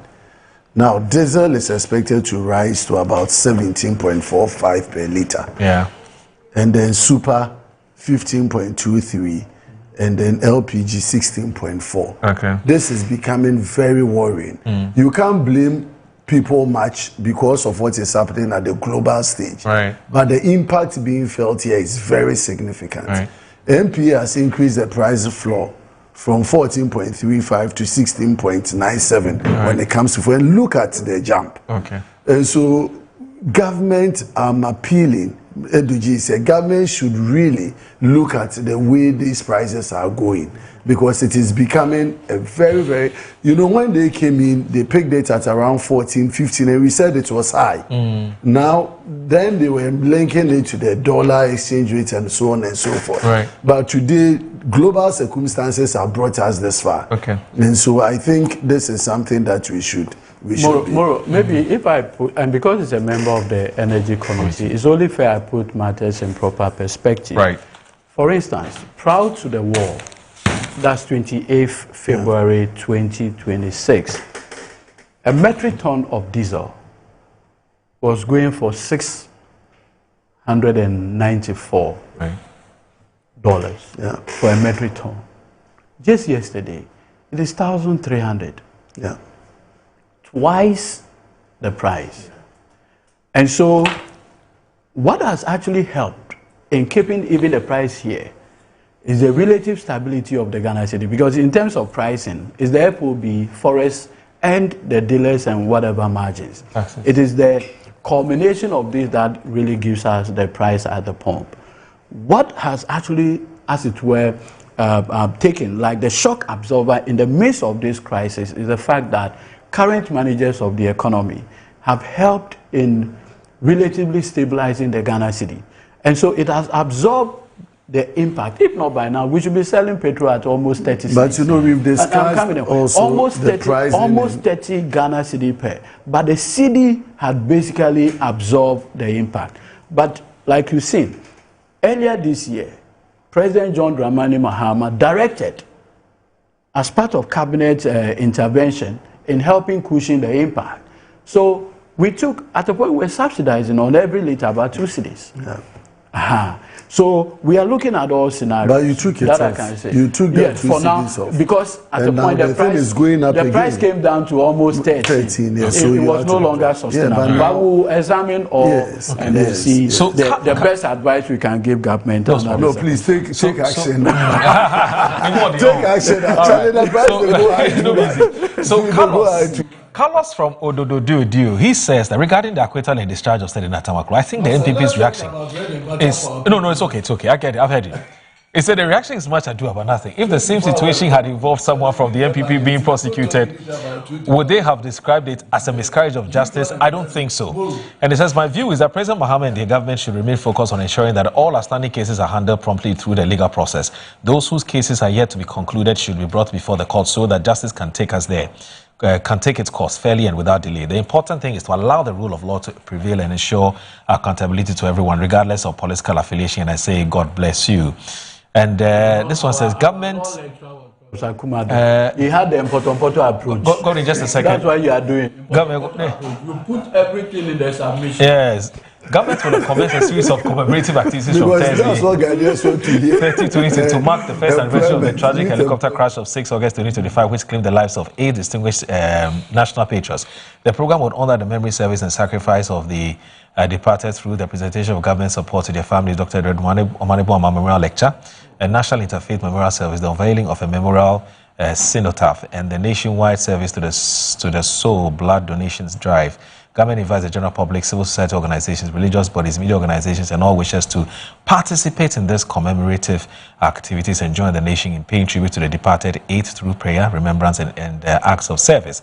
Together, let's honor their legacy and reaffirm their commitment to the values of patriotism, duty, and national service as well. Now, this one here. Okay, so Ni, who is a member of, he's one of our key sales people, he's actually sent me this message. You know, he's added his voice to the individuals who have been, commending Godwin for a good job. He says, indeed, Metro TV is also grateful to Godwin and the NPA team for the business partnership with us. We really cherish their confidence in us. It says I should say hello to Na Ache as well. All right, thanks for watching Good Morning Ghana. Have a good day. Bye-bye.